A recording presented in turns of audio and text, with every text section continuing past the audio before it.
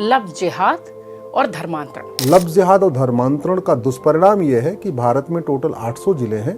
800 जिलों में से 200 जिलों में हिंदू लगभग खत्म होने के कगार पे आ चुके हैं। जो टीसीएस की एफआईआर हुई थी उसमें बहुत गंभीर आरोप लड़कियों ने लगाए थे कि उनको जबरदस्ती। जो नासिक वाली घटना है ना, वो इसलिए हाईलाइट हो गई क्योंकि भारत की एक सबसे बड़ी आईटी कंपनी में हुआ, प्रतिष्ठित कंपनी में हुआ और क्या कहते हैं, पढ़े लिखे लोगों ने किया तो हो गया। अदरवाइज ये तो कुछ नहीं। क्या आप इसे इतना ही सतही देखते हैं या फिर आपको लगता है कि ये जो धर्मांतरण का खेल है ये बहुत भीतर तक बाहर से पैसे लगाकर किया जा रहा है, भारत को एक अलग तरीके से तोड़ने की कोशिश? धर्मांतरण और लफ्ज जिहाद एक प्रॉफिटेबल धंधा है। वो महीने में 20 से 25 लाख रुपए कमा सकता है और साल में 3 से 4 करोड़ भी कमा सकता है। घुसपैठ भी एक ऐसा मुद्दा है जो कि भारतीयों के अपने अधिकारों को भी शायद छीन रहा है। जिन घरों पे रोटी उनको मिलती है वो वहां जाके बैठते हैं। उनको पता है कि 10-11 बज गया, अब अंदर से रोटी आएगी, तो बैठे रहते हैं। लेकिन जिन घरों पे लाठी मिलती है वो कभी नहीं टिकते वहाँ पे। चीन में घुसपैठ क्यों नहीं होती, दुबई में क्यों घुसपैठ नहीं होती, कुवैत में क्यों नहीं होती, सिंगापुर में क्यों नहीं होती, रूस में घुसपैठ क्यों नहीं होती, भारत में क्यों होती? घुसपैठ का मूल कारण है भ्रष्टाचार, और भ्रष्टाचार भी जघन्य अपराध नहीं है। चीन में भ्रष्टाचारियों को फांसी होती, इजराइल में घुसपैठ करना और घुसपैठियों की मदद करना दोनों आजीवन कारावास होता है। हमने कानून बनाया नहीं। देश में घुसपैठ और धर्मांतरण का मुद्दा एक बार फिर चर्चा के केंद्र में है। क्या वाकई में घुसपैठ लगातार हो रही है? घुसपैठ की सच्चाई क्या है? और धर्मांतरण का ये खेल सिर्फ सतही तौर पर है या वाकई में भारत की जड़ों में ये तस्वीर दिखने लगी है कि धर्मांतरण बड़े पैमाने पर हो रहा है? हालांकि धर्मांतरण को लेकर एक बात और कही जाती है कि यह व्यक्तिगत अधिकार के क्षेत्र में भी आता है। क्या है इन सारे मामलों की सच्चाई? इसी की पड़ताल आज हम करेंगे। हमारे साथ एक खास मेहमान मौजूद हैं, अश्विनी उपाध्याय जी, जिनकी बहुत लंबी जो है उनकी बायो है, पर फिर भी मैं आपको बता दूं कि पीआईएल मैन के नाम से जाने जाते हैं। 250 से ज्यादा इनकी पीआईएल कोर्ट में दाखिल है, जिसकी वजह से वर्ल्ड रिकॉर्ड तक बना हुआ है। 100 से ज्यादा यूनिवर्सिटीज में इनके लेक्चर्स, इनको लोग सुनने के लिए पहुंचे थे। तो ये सारे रिकॉर्ड इनके साथ हैं, इसलिए ये जरूरी है कि सुप्रीम कोर्ट के वरिष्ठ वकील, वरिष्ठ अधिवक्ता अश्विनी उपाध्याय जी से हम चर्चा करें और देश के इन 2 महत्वपूर्ण मुद्दों पर विस्तार से उसकी सच्चाई आप तक पहुंचाएं। बहुत स्वागत सर। बहुत बहुत धन्यवाद।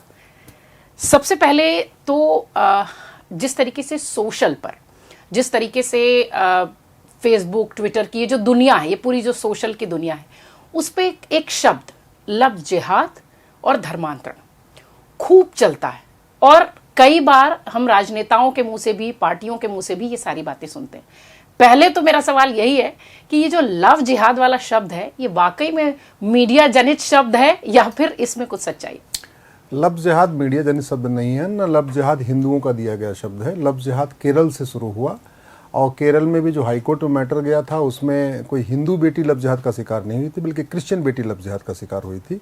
वहाँ ये पहली बार शब्द आया था। तो केरल की कोर्ट में केरल की कोर्ट में शब्द आया था, हाई कोर्ट में शब्द आया था। और हमारे यहाँ इसको लफ्ज जिहाद कहते हैं, इसको ब्रिटेन में ग्रूमिंग गैंग कहते हैं, अलग अलग शब्द है।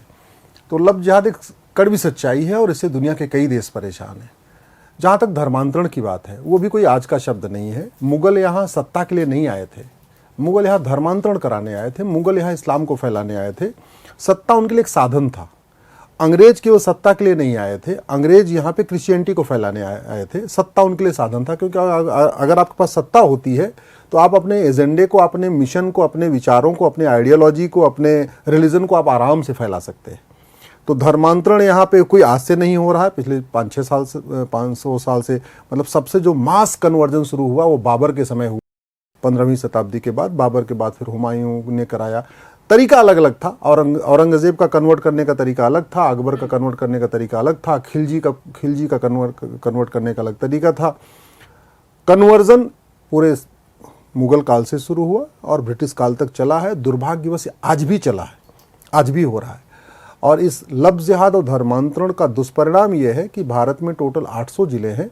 800 जिलों में से 200 जिलों में हिंदू लगभग खत्म होने के कगार पे आ चुके हैं। भारत में कुल 28 राज्य है और 8 केंद्र शासित प्रदेश, टोटल हो गए 36। 36 में से 9 राज्यों में हिंदू लगभग खत्म होने के कगार पे आ चुके हैं, यानी 25% राज्यों में खत्म, 25% जिलों में खत्म।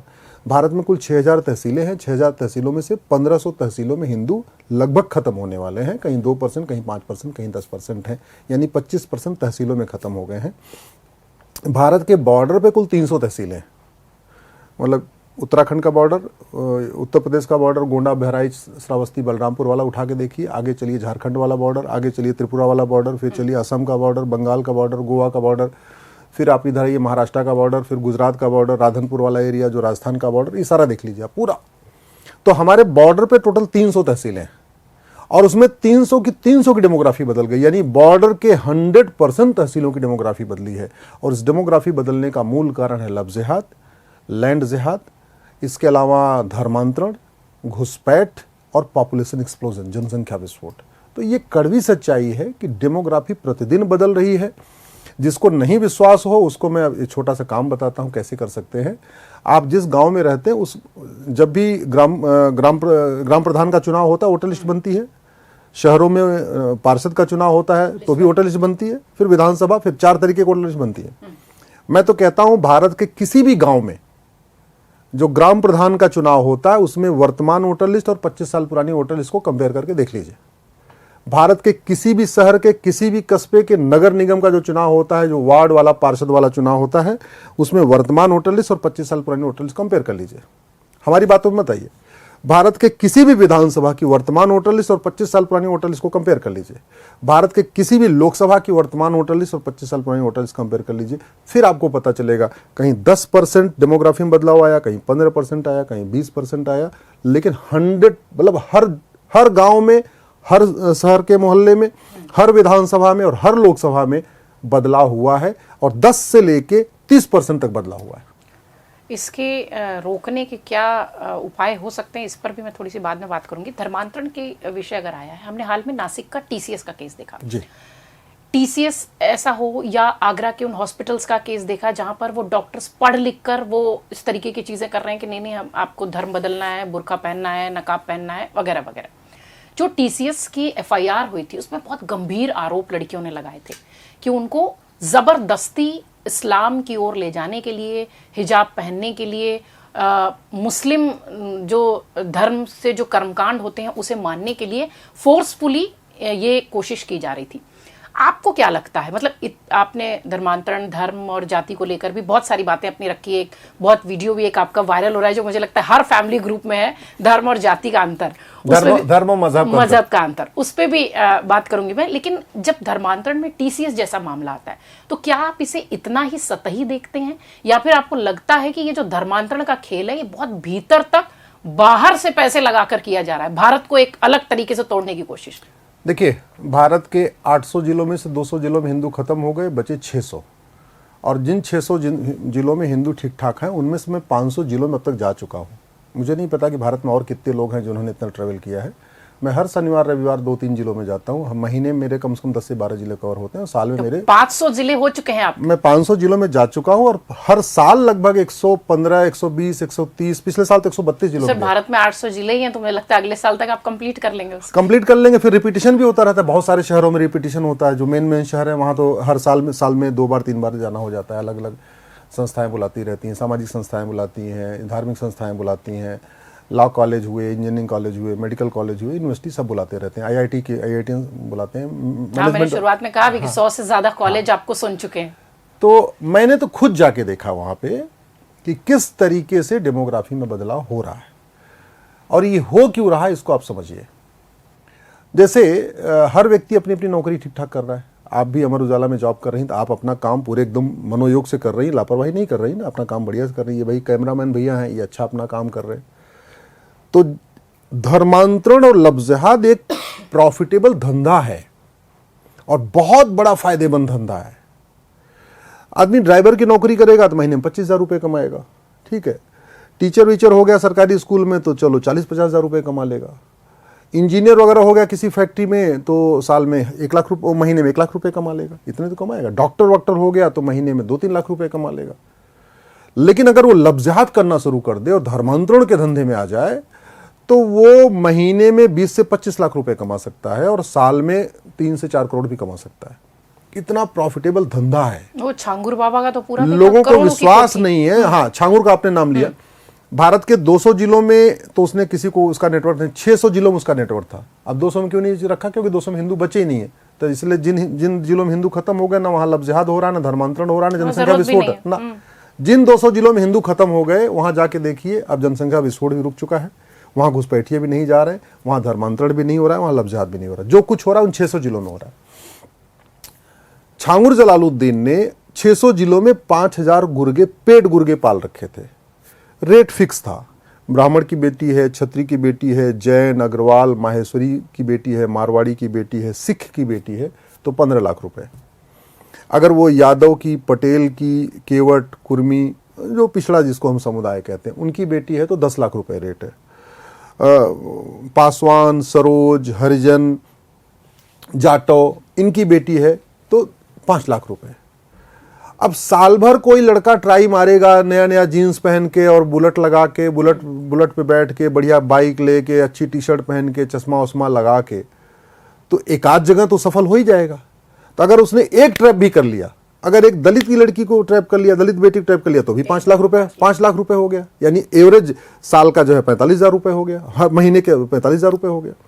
अगर उसने किसी ओबीसी कम्युनिटी की बेटी को ट्रैप कर लिया, फिर तो उसका एक बार में 10 लाख, मतलब मिनिमम कह रहा हूं। अगर वो 12 महीने मेहनत करे तो एक लड़की उसको ट्रैप करना है तो भी उसका 10 लाख हो गया। और कहीं अगर ब्राह्मण, क्षत्रिय, अग्रवाल, जैन, माहेश्वरी, मारवाड़ी की बेटी को ट्रैप कर लिया, फिर तो 15 लाख हो गया। इतना तो हो गया, उसको मिला।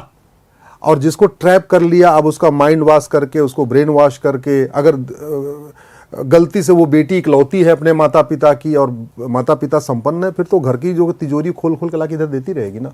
ये हो रहा है। यहीं पे गाजियाबाद में एक गर्ग परिवार है, 4 बेटियां थी, भाई नहीं था उनके। बहुत बड़ी कोठी थी यहाँ पे, अब मैं मोहल्ला के नाम नहीं, कविनगर में रहते थे, गाजियाबाद में, बहुत फेमस जगह है। बाद में सूर्यनगर में शिफ्ट हो गए। 4 बेटियां थी, उसमें से एक बेटी को ट्रैप कर लिया। वो बेटी MBA कर रही थी तब ट्रैप कर लिया। ट्रैप करने वाला कौन? दिल्ली में वकालत करता था लड़का वो, ठीक है। ट्रैप करने के बाद उसने बेटी से अपने लिए जो है लग्जरी कार खरीदवाई, BMW। अपने छोटे भाई के लिए उसने फॉर्च्यूनर खरीदवाई। रिंग सेरीमनी के नाम पे 25 लाख रुपए ले लिया। चूंकि बेटी इकलौती थी, वो घर साहब 100 करोड़ के मालिक थे, उनकी फैक्ट्री थी, तो जो कहता था, वो बेटी इतनी पागल हो रखी थी शादी के चक्कर में कि वो जो कहती थी वो चेक काट के देती रहती थी, ठीक है। और बाद में उसने इतना टार्चर किया, उसने सुसाइड कर लिया, गर्ग परिवार, बच्ची ने, ठीक है। बहुत फेमस केस है यहाँ पे, गाजियाबाद का केस है। तो ये जो नासिक वाली घटना है ना, वो इसलिए हाईलाइट हो गई क्योंकि भारत की एक सबसे बड़ी IT कंपनी में हुआ, प्रतिष्ठित कंपनी में हुआ, और क्या कहते हैं, पढ़े लिखे लोगों ने किया तो हो गया। अदरवाइज ये तो कुछ नहीं है। आप झारखंड में देखिए ना, गांव के गांव कैसे कन्वर्ट हो रहे हैं लफ्ज़ जिहाद धर्मांतरण के चक्कर में। छत्तीसगढ़ के देखिए गांव के गांव जो ट्राइबल है, कैसे उनको कन्वर्ट किया जा रहा है। आप असम के जो ट्राइबल एरिया है, बंगाल का जो ट्राइबल एरिया है, आप झारखंड का ट्राइबल एरिया है, आप बिहार का ट्राइबल एरिया, आप छोड़िए यूपी का सोनभद्र, चंदौली वाला एरिया, जो बनारस से आगे चलते हैं, मिर्जापुर वाला एरिया, देख के ये कैसे हो रहा है। तो क्रिश्चियन अपने तरीके से कन्वर्ट कर रहे हैं, मुस्लिम्स अपने तरीके से कन्वर्ट कर रहे हैं। कहीं पे धर्मांतरण के ऊपर फोकस है, कहीं लफ्ज़ जिहाद के जरिए फोकस है। इसलिए मैं कहता हूं, मैंने, मेरी PIL है सुप्रीम कोर्ट में धर्मांतरण के ऊपर, मैंने कहा है ये इसको एक्ट ऑफ टेररिज्म डिक्लेयर करिए। ये आतंकवाद से बड़ा खतरा है। अब क्यों आतंकवाद से बड़ा खतरा, आपको इसका कारण बताता हूं। पहलगाम में हमला हुआ, पूछ के मारा, 26 लोगों को मारा। उसके बाद हमने ऑपरेशन सिंदूर किया। अब उसका जमीनी प्रभाव देखिए, 26 लोगों को मारा तो 26 हिंदू कम हुए। 26 परिवार तो नहीं कम हुए ना, 26 हिंदू कम हुए, 26 लोग कम हो गए। अब बाकी जो लोग हैं उनका कम से कम परिवार हिंदू है। अगर यही 26 लोगों को कन्वर्ट कर लिया होता तो 26 लोग नहीं कम होते, 26 परिवार कम होते, 26 उन परिवारों के आने वाली पीढ़ियां कम होती। इसलिए मैं कहता हूं, आतंक को, ये जो धर्मांतरण है लफ्ज़ जिहाद, ये आतंकवाद से बड़ा खतरा है, क्योंकि इससे केवल हिंदू कम नहीं हो रहा है, हिंदुओं के दुश्मनों की संख्या बढ़ रही है। अल्टीमेटली जो TCS में, नासिक में जो लोग लफ्ज़ जिहाद धर्मांतरण कर रहे हैं, वो सारे के सारे एक्स हिंदू हैं। याकूब मेनन कौन था? एक्स हिंदू। बुरहान वानी कौन है? एक्स हिंदू। जितने आतंकवादी पकड़े जा रहे हैं, ABCD XYZ नाम देख लीजिए, सारे के सारे एक्स हिंदू। पत्थरबाजी कौन कर रहा है? एक्स हिंदू। आपके जूस में पेशाब कौन मिला रहा है? एक्स हिंदू। आपके खान पान, आपके रोटी पे थूक थूक के कौन दे रहा है? एक्स हिंदू। तो कोई 200 साल पहले एक्स हिंदू हुआ, कोई 100 साल पहले एक्स हिंदू हुआ। नासिक वाला तो अभी खुद ही एक्स हिंदू हुआ, उसके मदर फादर नहीं थे। एक्स जैसे कन्वर्ट होते हैं ना, वो एक्स हिंदू यानी कन्वर्टेड हिंदू हिंदुओं का दुश्मन हो जाता है। जिन्ना के फादर मदर कन्वर्ट हुए, जिन्ना जब पैदा हुए थे तो हिंदू पैदा हुए थे, लेकिन जिन्ना के फादर को कहीं वो कहते नहीं उसमें ट्रैप कर लिया, हनी ट्रैप कर लिया सिंध कराची की कुछ महिला ने, और करवा लिया, और कराने के बाद ये नतीजा हुआ वो खुद कन्वर्ट हुए। वो कन्वर्ट हुए तो 12 साल का जिन्ना भी कन्वर्ट हो गया। जिन्ना की कोई गलती नहीं थी, जिन्ना तो हिंदू पैदा हुआ था, जिन्ना के बाप की गलती थी। और जिन्ना के बाप ने कन्वर्ट किया तो एक ऐसा लड़का पैदा कर दिया जिसने भारत के 2 टुकड़े करा दिए। अल्टीमेटली भारत विभाजन किन लोगों ने कराया? एक्स हिंदुओं ने। दिल्ली में हिंदू असुरक्षित है, दुबई का हिंदू सुरक्षित है। हाँ, मैं इस पर आने को थी कि इतने सख्त कानून दूसरे देशों में है धर्मांतरण को लेकर, तो हमारे यहाँ तो सिर्फ 2/3 बहुमत की आवश्यकता है, संसद में बिल पास हो जाएगा। तो फिर इतनी लूप होल्स या इसको इतना असंवेदनशील क्यों बनाया जा रहा है? इस मुद्दे को वो हमेशा राजनीति की भेंट चढ़ रहा है, ये वाला मुद्दा नहीं। संविधान संशोधन के लिए 2/3 बहुमत चाहिए होता है, कानून बनाने के लिए 50% मेजोरिटी चाहिए। हाँ, सिंपल मेजोरिटी चाहिए होती है। हाँ। लफ्ज जिहाद बनाने के लिए सिंपल मेजोरिटी चाहिए, 2/3 नहीं चाहिए। धर्मांतरण खिलाफ कानून बनाने के लिए 2/3 बहुमत चाहिए, सिंपल मेजोरिटी चाहिए। घुसपैठ खिलाफ कठोर कानून बनाने के लिए आपको सिंपल मेजोरिटी चाहिए, 50%, आधा। और हमारे आसपास के देशों ने कानून बनाया है। उदाहरण के लिए ये जितनी लफ्ज जिहाद और धर्मांतरण की फंडिंग आती है तो काले धन से आती है, या तो जो भारत में ड्रग कारोबार चल रहा है लगभग 1 लाख करोड़ का, उससे जो पैसा आ रहा है उसकी बहुत बड़ी रकम लफ्ज जिहाद धर्मांतरण के रूप में आ रही है। या विदेशों से हवाला के जरिए पैसे आ रहा है, या तो खाड़ी देशों से FCRA के जरिए पैसा आ रहा है। यही तरीका है, क्योंकि अगर धंधा आपको चलाना है तो आपको फंडिंग चाहिए ना। अगर आपको चूल्हा जलाए रखना है तो आपको गैस की पाइप सप्लाई चाहिए। अगर गैस की सप्लाई बंद हो जाएगी, चूल्हा अपने आप बंद हो जाएगा। चीन में काला धन, हवाला और भ्रष्टाचार पे फांसी होती है। दुर्भाग्यवश हमने कानून नहीं बनाया, हम बगल में बैठे हुए हैं। सिंगापुर में एक व्यक्ति के पास 900 ग्राम गांजा मिला, उसको फांसी हो गई। हमारे यहाँ 9-9 कुंटल गांजा पकड़ा जाता, कुछ नहीं होता। तो अगर हम चीन से भ्रष्टाचार विरोधी कानून भारत में उठा लें, चीन वाला कानून भारत में लागू कर दें, जो ये नशा विरोधी कानून सिंगापुर वाला भारत में ले लें, घुसपैठ विरोधी कानून हम इजराइल वाला ले लें, तो भारत सुरक्षित हो जाएगा। दुर्भाग्यवश पता नहीं इस पे संसद में चर्चा क्यों नहीं हो रही है। अब वो हो चाहे ना हो, लेकिन हम तो अपनी तरफ से प्रयास कर रहे हैं। हमारा ये कहना है, ड्राइवर कितना ही अच्छा हो, जब तक गाड़ी अच्छी नहीं होगी यात्रा सुरक्षित नहीं होगी। मिस्त्री कितना ही अच्छा हो, जब तक बिल्डिंग मटेरियल अच्छा नहीं होगा घर सुरक्षित नहीं होगा। आपको खाना बनाना कितना ही अच्छा आता हो, लेकिन जब तक आपका तेल मसाला सब्जी चावल वो अच्छा नहीं होगा, अच्छी क्वालिटी का नहीं होगा, आपका हेल्थ अच्छा नहीं रहेगा, स्वास्थ्य अच्छा नहीं होगा। वैसे शासक कितना ही अच्छा हो, जब तक सिस्टम नहीं बदलेगा तब तक देश सुरक्षित नहीं होगा। और हमारा मानना है विकास बाद में, सुरक्षा पहले। हम सुरक्षित रहेंगे तो विकास हो जाएगा। एक एयरपोर्ट कम बने, एक हाईवे कम बने, एक एक्सप्रेसवे कम बने, एक ट्रेन कम चलेगा, 1 घंटे बिजली कट जाए वो भी चलेगा, जड़ों को सुधारना। लेकिन हमारा देश सुरक्षित होना चाहिए। और जिन देशों ने हमारे सिद्धांतों को लागू किया, देखिए वहां शांति है, समृद्धि, खुशहाली है। चीन में लफ्ज जिहाद धर्मांतरण नहीं है, चीन में घुसपैठिए नहीं जाते, चीन में इतना ड्रग कारोबार नहीं है, लेकिन भारत में हो रहा है। क्यों? क्योंकि उन्होंने हमारे पूर्वजों के सिद्धांत को अपनाया। उन्होंने राम नीति, परशु नीति और कृष्ण नीति लागू किया।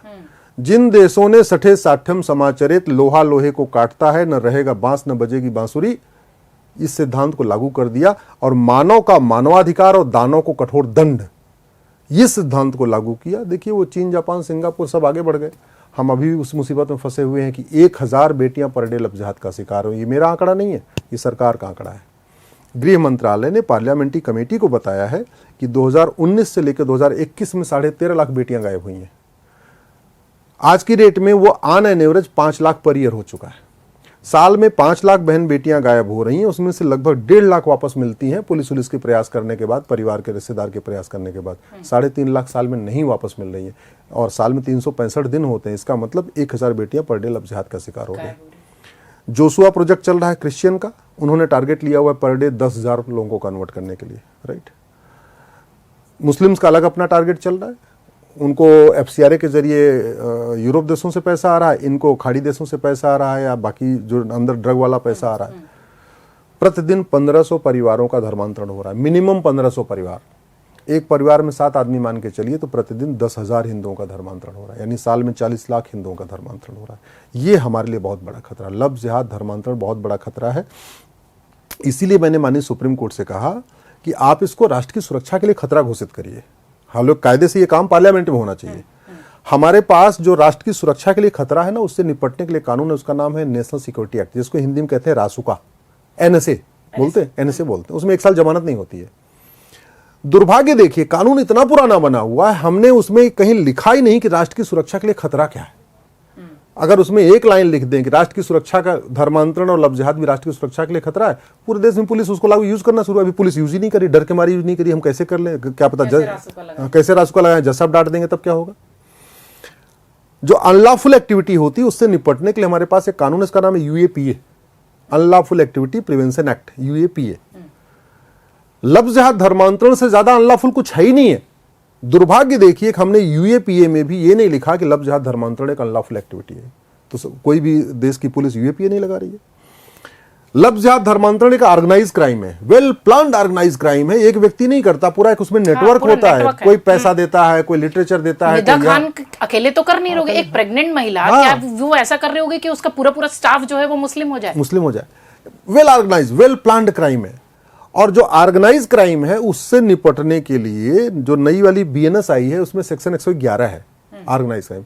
दुर्भाग्य देखिए, सेक्शन 111 के अंतर्गत चोरी करना ऑर्गेनाइज क्राइम है, डकैती करना ऑर्गेनाइज क्राइम है, गाड़ी चुराना ऑर्गेनाइज क्राइम है, लेकिन लव जिहाद धर्मांतरण ऑर्गेनाइज क्राइम नहीं है। और नहीं है तो पुलिस लगा नहीं पा रही है। मैंने माननीय सुप्रीम कोर्ट से कहा है कि आप इसको एक्ट ऑफ टेररिज्म डिक्लेयर करिए। मुगल यहां सत्ता के लिए नहीं आए थे, धर्मांतरण कराने आए थे। अंग्रेज यहां सत्ता के लिए नहीं आए थे, धर्मांतरण कराने आए थे, क्रिश्चियनिटी फैलाने आए थे।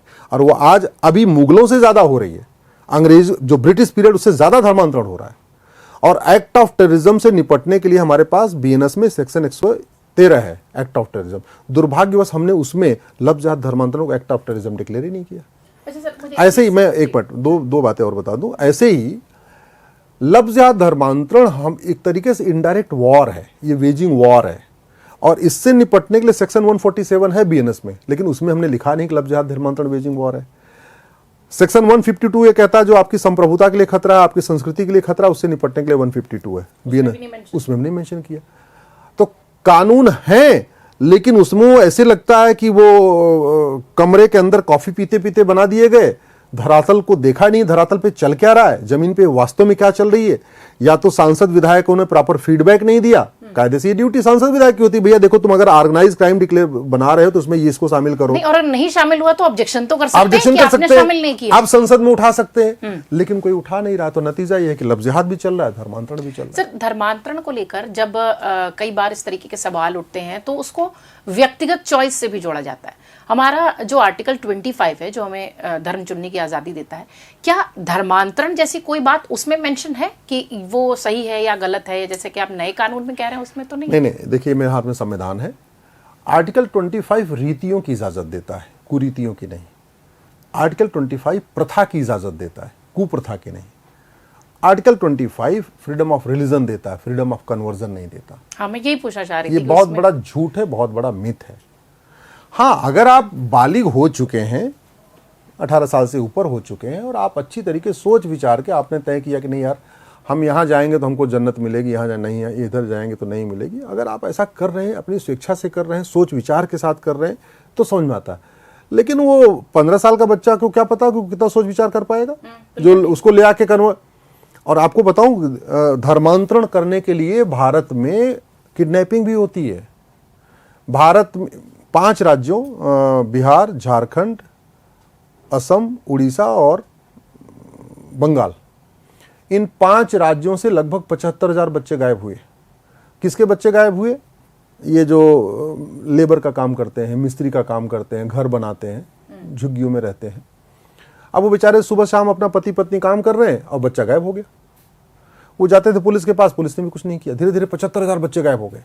और सारे बच्चे कहाँ मिले? केरल के मदरसों में मिले। फिर बाद में वहाँ PIL फाइल हुई, वहाँ पे फिर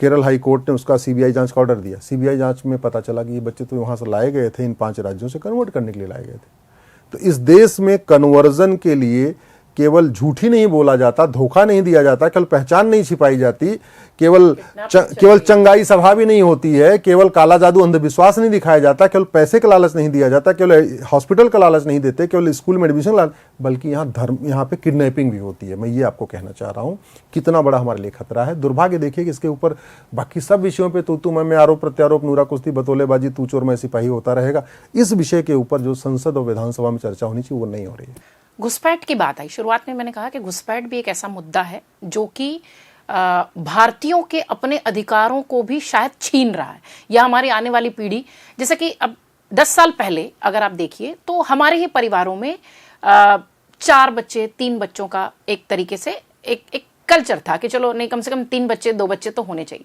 बट आप पिछले 10-12 साल से देखिए, मतलब खासतौर से अर्बन फैमिलीज जो हैं उन्होंने एक बच्चे का कंसेप्ट रख लिया। अब अगर उस एक बच्चे को भी भविष्य में उतने लोग हो जाएंगे कि आप जो है फ्री में राशन दे देंगे, तो वो जो टैक्स पेयर्स हैं उनकी तो स्थिति ऐसी होगी, उनके बच्चे भविष्य में जो है कहीं मतलब ना कहीं काम मिल पाएगा उन्हें, ना कोई स्थिति हो पाएगी। घुसपैठ क्यों नहीं रोक पा रहे हैं हम? सवाल यह है कि चीन में घुसपैठ क्यों नहीं होती, दुबई में क्यों घुसपैठ नहीं होती, कुवैत में क्यों नहीं होती, सिंगापुर में क्यों नहीं होती, रूस में घुसपैठ क्यों नहीं होती, भारत में क्यों होती है? इसका बड़ा सीधा सा एग्जांपल आपको बताता हूँ। मैं गांव का रहने वाला हूँ। गांव में मैंने देखा कि ना कुत्ते होते हैं, झुंड होता है कुत्तों का, 10-15 कुत्ते एक साथ साथ चलते हैं। तो जिन घरों पे रोटी उनको मिलती है वो वहाँ जाके बैठते हैं। उनको पता है कि 10-11 बज गया, अब अंदर से रोटी आएगी, तो बैठे रहते हैं। लेकिन जिन घरों पे लाठी मिलती है वो कभी नहीं टिकते वहाँ पे। मैंने प्रैक्टिकली देखा है। मतलब जानवर को भी पता है कि किस घर से रोटी मिलेगी और किस घर से लाठी मिलेगी। वो टिकता नहीं है, वो एक घर से नहीं उठेगा, 2 घर बीच में छोड़ के तीसरे घर में चला जाएगा। हमने वो सिस्टम नहीं बनाया। न तो हमने कोई चीन की दीवार जैसी दीवार बनाई। वैसे अगर हम 1950 से शुरू करते और साल में अगर हम 100 किलोमीटर ही बनाते तो टोटल तक शायद बना लिया अब कब का बन चुका होता। 4,000 किलोमीटर की बाउंड्री थी, बढ़िया चीन की दीवार, भारत की दीवार बन जाती। लेकिन वो का लगता कहीं विजन पे नहीं आया। क्या पता ये चर्चा सुनने के बाद कुछ विजन आ जाए। हमें एक चीन की दीवार जैसी भारत की दीवार की जरूरत है चारों तरफ। पहली बात तो ये। दूसरा, हमें इजराइल जैसा कानून चाहिए। इजराइल में घुसपैठियों को आजीवन कारावास होता है, लेकिन घुसपैठियों को तो बाद में। पहले जो इजराइल का अगर कोई व्यक्ति घुसपैठियों की मदद करे उसको पहले होता है। घुसपैठ भारत में कैसे हो रही है? बॉर्डर पे 2,000 रुपये दे के आ रहे हैं, अंदर आ रहे हैं, 2,000 में उनका आधार बन जाता है। जब एक डॉक्यूमेंट बन गया तो 2,000 रुपये में उनका राशन कार्ड बन जाता है। जब 2 डॉक्यूमेंट हो गया 2,000 रुपये में उनका बर्थ सर्टिफिकेट बन गया। जब 3 डॉक्यूमेंट हो गया, आरटीओ ऑफिस के दलाल को पकड़ा, 3,000 रुपये में ड्राइविंग लाइसेंस बन गया। सारे डॉक्यूमेंट। जब 4 डॉक्यूमेंट बन गया, किसी पार्षद प्रधान को पकड़ा, बोला देखो भाई हम झुग्गी में रहते हैं, हमारे पास 50 वोट है, पार्षद प्रधान के चुनाव का जो हार जीत का फैसले 50 वोट 50 वोट है, बोले जी हम 50 लोग तुम्हारी तरफ दे दें, हमारा वोटर नाम जुड़वा दो, हो गई। अब चूंकि यहाँ पार्षद प्रधान बनना इसलिए जरूरी है कि मोटा फायदेमंद पैसे आएंगे, तो बोला ठीक है यार काम करो, क्या है देशभक्ति छोड़ो, 50 लोगों का नाम जुड़वा देता हूँ। ये हो रहा है। अब उसका बड़ा कारण ये है, न घुसपैठ करना जघन्य अपराध है, न घुसपैठियों की मदद करना जघन्य अपराध है। घुसपैठ का मूल कारण है भ्रष्टाचार, और भ्रष्टाचार भी जघन्य अपराध नहीं है। चीन में भ्रष्टाचारियों को फांसी होती है, कहीं मेंशन ही नहीं है सर। हाँ, यही तो चीन में भ्रष्टाचारियों को फांसी होती है। हमने ऐसे कानून नहीं बनाया। इजराइल में घुसपैठ करना और घुसपैठियों की मदद करना दोनों में आजीवन कारावास होता है। हमने कानून बनाया नहीं। तो मैंने कहा ना, जब तक इस भारत को सुरक्षित बनाने के लिए अब तो रामनीति भी नहीं बल्कि परशु नीति की जरूरत है। परशुराम भगवान का क्या सिद्धांत था? भगवान राम तो बहुत समझाते थे, फिर वध करते थे, फिर हथियार उठाते थे। भगवान कृष्ण तो बहुत समझाते थे, फिर शिशुपाल को 99 बार समझाया, उसके बाद फिर 100वें बार मारा। भगवान परशुराम का सिद्धांत ये नहीं था। भगवान परशुराम का सिद्धांत था, भय बिन होए न प्रीत, लोहा लोहे को काटता है, मानव का मानवाधिकार, दानों को कठोर दंड। वो एक बार समझाते थे, अगर वो नहीं माना तो तुरंत उसको युद्ध में ललकारते थे, उसको धराशायी करते थे। हमारे देश में भय नहीं है, दिक्कत ये है। मैं इसका दूसरा एग्जाम्पल देता हूँ, घुसपैठिए क्यों आते हैं। देखिए, मंदिर में जो लोग जाते हैं सब भगवान को मानते हैं, ठीक है। इसलिए जो लोग 99% ऐसे लोग होते हैं ना, चप्पल चुराते हैं, न किसी की पॉकेट मारते हैं, कुछ नहीं करते। लेकिन उसमें 1% लोग होते हैं जो मंदिर में, मस्जिद में, चर्च में आते हैं चोरी के लिहाज से। उनके लिए क्या व्यवस्था, उनके लिए सीसीटीवी लगा है, उनके लिए पुलिस खड़ी हुई है, जगह जगह लिखा हुआ है जेब कतरों से सावधान, सब लिखा रहता है ना। इसका मतलब ये हुआ जो चोर है, जो शैतान है, वो भगवान से नहीं डरता, वो गॉड से नहीं डरता, वो किससे डरता है? उस सजा से डरता है, वो पुलिस वाले से डरता है, वो सीसीटीवी से डरता है। इसलिए भारत में भी जो शैतान है ना, उनके डर पैदा करना पड़ेगा। जब तक आप डर नहीं पैदा करें, शैतान समझाने से नहीं मानता, शैतान बातों से नहीं मानता। शैतान तो वो कहते नहीं, लातों का भूत बातों से नहीं मानता। तो शैतान को तो आपको कानून बनाना पड़ेगा। इसलिए मैंने कहा आपको, भारत में 80% हिंदू हैं, फिर भी असुरक्षित हैं। चीन में, जापान में, सिंगापुर में, अमेरिका में, दुबई में, कुवैत में, बहरीन में कहीं 1%, कहीं 2%, फिर भी सुरक्षित है। तो उसका मूल कारण यही है, उन्होंने हमारे राम नीति लागू कर लिया, कृष्ण नीति लागू किया, परशुराम की नीति लागू किया। हमने भगवान राम, भगवान कृष्ण, भगवान परशुराम के मंदिर तो हजारों बनाए, लेकिन उनकी बातें नहीं हमने लागू किया। चाणक्य नीति, हम बातें खूब करते हैं, चाणक्य नीति हमने लागू नहीं किया। न हमने शिक्षा में बहुत अच्छा संस्कार दिया, न हमने कानून का खौफ पैदा किया। जब खौफ नहीं पैदा किया, इसलिए 5 करोड़ घुसपैठिए आके बैठे हुए, और घुसपैठियों की संख्या बहुत तेजी के साथ बढ़ रही है। आप चलिए दिल्ली में मजनू का टीला चलिए, रिठाला चलिए, बवाना चलिए, ओखला वाले एरिया में चलिए, यमुना जी के किनारे किनारे, उधर महिपालपुर में वो रंगपुरी पहाड़ी है, वहाँ देखिए, जहाँ जहाँ टेंट लगा लगा के सड़क पर हैं, और उनके एक एक टेंट में आपको 14-14 बच्चे मिलेंगे, 16-16 बच्चे मिलेंगे, 18-18 बच्चे मिलेंगे। नेताओं की तो बल्ले बल्ले, क्योंकि आपके यहाँ आएंगे वोट मांगने, तो आपके घर में जरा 20 वोट आ गए, आपके घर में 4 वोट होगी। मैं वही कह रही हूँ कि हमारे यहाँ तो 2 वोट 3 वोट मिलेगी, 2 वोट 3 वोट मिलेगी, और वो भी 4 बार आप दिमाग लगाएंगी, आपने क्या किया, क्यों आपको वोट करें, आप दुनिया भर की बातें करेंगे। वो उसको कुछ नहीं करना, वहाँ एक झुग्गी में जाना है, बस उसका डॉक्यूमेंट बनवाना है, और एक ही झुग्गी में उनको 15 वोट मिलेगी। यहाँ 15 फ्लैट में जाके जो है 10 वोट मिलेगी, 15 वोट नहीं ले पाएंगे, वहाँ एक झुग्गी में 15 वोट मिलेगा। तो नेताओं के लिए, पॉलिटिकल पार्टियों के लिए ये कहते हैं, ये अवसर है उनके लिए। जितना घुसपैठ होगी उतना डॉक्यूमेंट बनवाएंगे, फ्री की वोट मिलेगी। जितना गरीबी होगी उतना ज़्यादा फ्री में थोड़ा राशन बांट बांट के वोट मिल जाएगी। सब लोग गरीबी खत्म हो जाएगी, लोग समझदार हो जाएंगे, पढ़े लिखे लोग हो जाएंगे, तो बातें लड़ाएंगे, बात पूछेंगे, सवाल पूछेंगे, तब जाके वोट करेंगे। यहाँ क्या है, गरीब है तो उसको ठीक है, उसको 1000 रुपये बेरोजगारी भत्ता मिल जाए। तो सवाल पूछने पर तो फिर क्या देते हैं, मनुस्मृति का ज्ञान दे रहे हैं। ये भी तो एक बड़ी समस्या है ना, ब्राह्मणों ने अपने लिए नियम बना लिया है, मनुस्मृति का ज्ञान दे रहे हैं, जहां पर सिर्फ शोषण की बात करते हैं। ब्राह्मणों ने सिर्फ शोषण किया है। मनुस्मृति के बारे में लोगों को पता ही नहीं है। मनुस्मृति के बारे में अमेरिका में, इंग्लैंड में उनकी यूनिवर्सिटीज़ में बहुत चर्चा हुई है, और बहुत सारे विदेशी लेखकों ने कहा है। हम नहीं कह रहे हैं, हम कहेंगे तो लोग कहेंगे हम कह रहे हैं, मैं तो यूएस की बात कह रहे हैं। Manusmriti is the first codified law of the earth, पृथ्वी का। जब बाकी के एरिया में, दुनिया में लोग भूखे नंगे रहते थे, कपड़ा पहनना नहीं आता था, कपड़ा सिलना नहीं आता था, भोजन बनाना नहीं आता था, कौन सा पका के खाना है, कौन सा कच्चा खाना, इतना नहीं पता था, बर्तन नहीं था लोगों के पास भोजन बनाने का, ऐसे ही बस मछली पकड़ के खा गए, जानवर पकड़ा तोड़ ताड़ के खा गए, ये स्थिति थी। उस समय भारत में मनुस्मृति थी, और मनुस्मृति में 12 चैप्टर है, और 12 चैप्टर में सबके लिए अलग अलग है। गृहस्थ के लिए अलग एक व्यवस्था है, ब्रह्मचर्य के लिए अलग पूरा एक चैप्टर है, संन्यास वानप्रस्थियों के लिए अलग पूरा चैप्टर है, महिलाओं के लिए अलग पूरा चैप्टर है, पुरुषों के लिए पूरा अलग चैप्टर है, राजा को क्या करना है क्या नहीं करना उस पर चैप्टर है। मनुस्मृति पहला ऐसा ग्रंथ है जिसमें कहा गया यत्र नारस्तु पूज्यते रमन्ते तत्र देवता। जब पूरी दुनिया में महिलाएं केवल उपभोग की वस्तु थी, आज भी दुनिया के कई देशों में उपभोग की वस्तु हैं, आज भी हैं, दुनिया के कई देशों में महिलाओं को समान अधिकार नहीं मिला हुआ है। उस समय भगवान मनु लिखते हैं यत्र नारस्तु पूज्यते रमन्ते तत्र देवता, जहां पूजा होगी वहां देवता निवास करेंगे। इतना बड़ा सम्मान। जन्नी जन्म भूमिश्च स्वर्गादप गरियसी सर्व मंगल मांगल्ये शिवे सर्वा साधिके सर्वे भवन्तु सुखिनः सर्वे सन्तु निरामया। और आज हम कहते हैं हमारे यहाँ 3 सिस्टम है, कार्यपालिका, विधायिका, न्यायपालिका, कहते हैं ना हमारे यहाँ 3 स्तंभ है, मीडिया चौथा स्तंभ हो गया है।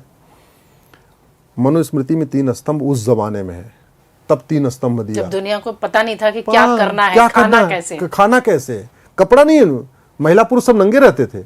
उस समय मनुस्मृति में बाकायदा आचार, व्यवहार, ध्यान, धारणा, रीति रिवाज, परंपरा, ब्रह्मचर्य आश्रम, गृहस्थ आश्रम, वानप्रस्थ आश्रम, संन्यास आश्रम, पिता का धर्म, पुत्र का धर्म, पति का धर्म, पत्नी का धर्म, राजा का धर्म, प्रजा का धर्म, ये सब लिखा हुआ है। मतलब हम कहते हैं ये फंडामेंटल राइट, फंडामेंटल ड्यूटी, आज लिखा हुआ डायरेक्टिव प्रिंसिपल, ये मनुस्मृति में लिखा हुआ है। भारत का मैं खत्म कर रहा हूं, भारत का संविधान 10 देशों के संविधान से थोड़ा थोड़ा उठा के बना है, मिलके बना है। मुझे तो कई बार लगता है उन 10 देशों, जिन 10 देशों से हमने संविधान लिया, उन्होंने संविधान बनाते समय शायद उन्होंने मनुस्मृति को पढ़ा और हमारे वेदों को पढ़ा है, क्योंकि उन्होंने जो सिद्धांत लिया वो तो हमारे यहाँ पहले से था। अगर हम एक बार ठीक से देख लिए होते। हाँ, अब ये अलग बात है कि मनुस्मृति में ब्रिटिश काल में बहुत मिक्सिंग की गई है। मनुस्मृति जो ओरिजिनल मनुस्मृति है उसमें लगभग 1500 श्लोक हैं। अभी जो वर्तमान मनुस्मृति मिल रही है मार्केट में उसमें लगभग 2650, 2670 ऐसे अलग अलग हैं, मतलब 2600 से 2700 श्लोक हैं। तो ये ब्रिटिश काल में हमारे मनुस्मृति चूंकि पहला ग्रंथ था, उसको बदनाम करने के लिए उन्होंने उसमें मिक्सिंग करा दिया। हालांकि अभी ओरिजिनल मनुस्मृति भी आ चुकी हैं, उसमें से ये हुआ कि भाई ये ओरिजिनल थी, ये बाद में। लेकिन ये नॉनसेंस कैसे फैला? मतलब आपके 100 मिलियन का आपका सोशल की रीच है, वो लोग जो इस तरीके की बातें फैलाते हैं कि बावनों ने अपने लिए मनुस्मृति छाप के रखी है, दलितों का शोषण होता है, मतलब इस तरीके से महिलाएं जो है वो जो छोटे तबके की महिलाएं हैं, मतलब मैंने ये नॉनसेंस अपने सोशल के पोस्ट पर कई बार सुना है कि महिलाएं जो है वो बावनों ने अपनी व्यवस्था जो है करने के लिए दलितों की महिलाओं का शोषण। इतनी नॉनसेंस बातें आप कैसे कर सकते हो? देखो, ये तो बकवास की बातें हैं उसका, लेकिन उसके पीछे कारण है जो समझना पड़ेगा कि मुगल काल में सबसे ज़्यादा किसकी हत्या हुई? क्षत्रियों की, क्योंकि डायरेक्ट लड़ रहे थे। और ब्रिटिश पीरियड में 60% फांसी ब्राह्मणों को हुई है, 60%। और हाँ, और ब्रिटिश पीरियड में सारा का सारा मूवमेंट पूरे देश में ब्राह्मणों ने लीड किया है। पूरा मुगल काल में जो पूरी लड़ाई किया है उसको लीड किया ठाकुरों ने, क्षत्रियों ने। ब्रिटिश टाइम में किया, और मैं इसके पीछे बता रहा हूं कि ब्राह्मणों से नफरत का कारण क्या है। पहला विद्रोह किसने किया? मंगल पांडे, 1857 में। अंग्रेजों ने पूछा भाई ये मंगल पांडे जो विद्रोह किया कौन है? बोले साहब ये ब्राह्मण है। बोले अच्छा ब्राह्मण है। अभी अंग्रेज सोच ही रहे थे कि विद्रोह हुआ क्यों किया, कैसे किया। तब तक उस विद्रोह की बात सिंध पहुंच गई, कराची पहुंच गई, आपके मुल्तान पहुंच गई, आपके ढाका, आपके चटगांव, आपके गुवाहाटी, आपके कन्याकुमारी, आपके कच्छ, कामरूप, पंजाब, हर जगह फैल गई कि हम भी वो हथियार नहीं इस्तेमाल करेंगे, मुंह से नहीं निकालेंगे।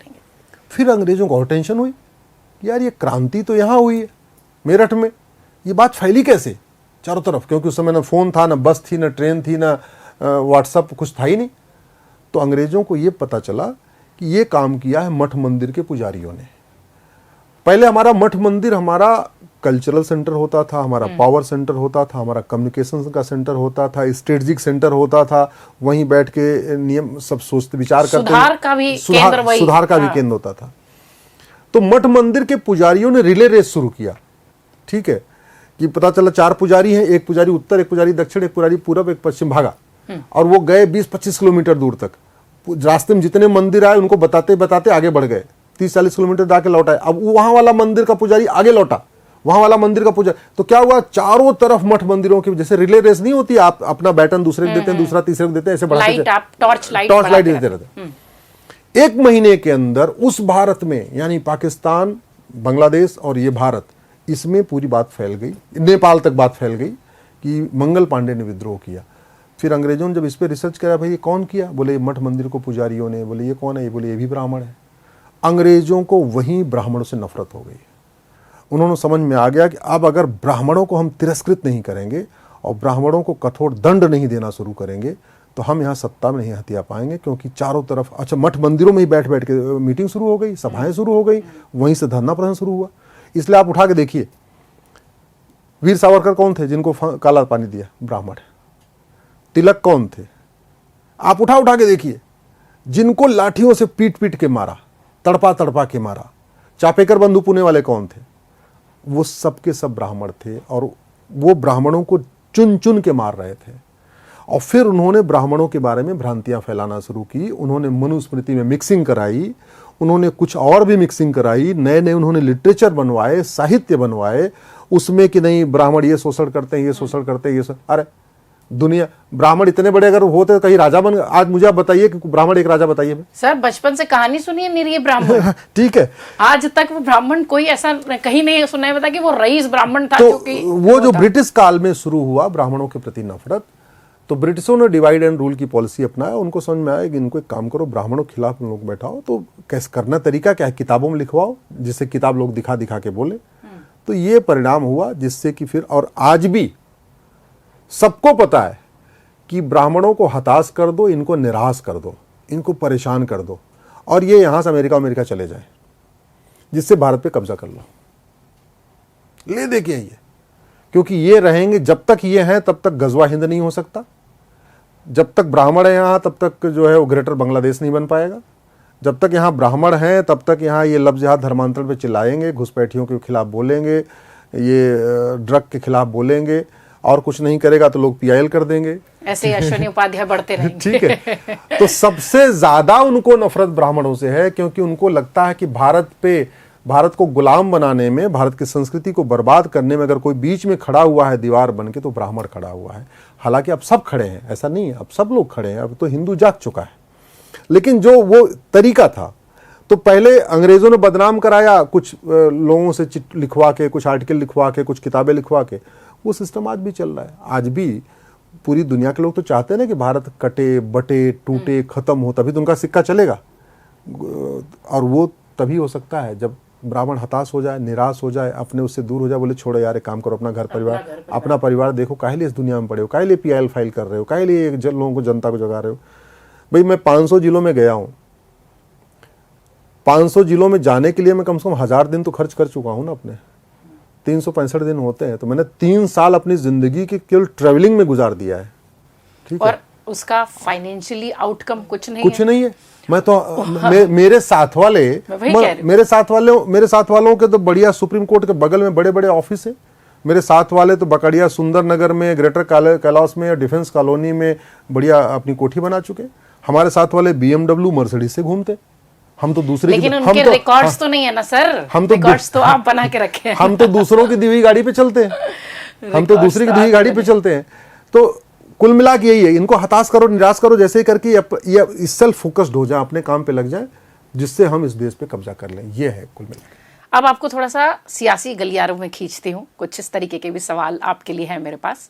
अश्विनी उपाध्याय के ऊपर एजेंडा चलाने का आरोप लगता है, कहा जाता है एक तरफा बात करते हैं, एजेंडा की बात करते हैं, तो ये बीजेपी की बात करते हैं। कई बार इस तरीके के भी आरोप लगते हैं। आपके सोशल, पता नहीं आप तो देखते हैं कि नहीं, पर मैं जब कभी कभार देखती हूँ तो आपके वीडियोस पर कुछ कमेंट्स होते हैं कि ये तो एजेंडा चला रहे हैं, बीजेपी की बात कर रहे हैं। बट अश्विनी उपाध्याय कहते हैं कि वो देश की बात कर रहे हैं। दिख भी रहा है, इसलिए इतने सारे रिकॉर्ड्स बने हुए। देखिए, मेरे ऊपर कोई क्या आरोप लगाए मुझे नहीं पता। अगर मैं इतना ही बहुत पार्टी के हित में काम करता तो मैं तो सांसद बन चुका होता, टिकट लेके आराम से बैठे होते, लोकसभा में होता, राज्यसभा में होता, क्या पता कोई मंत्रालय मिल जाता, हो सकता है कानून मंत्री होता, या कोई मंत्री होता, शिक्षा मंत्री होता, कोई न कोई मंत्री होता। मैं आम आदमी पार्टी का फाउंडर था। मैं उन सबसे पहले 100 लोगों में हूँ जिन्होंने आम आदमी पार्टी बनाई। मैं टीम अन्ना में था जब अन्ना आंदोलन हुआ।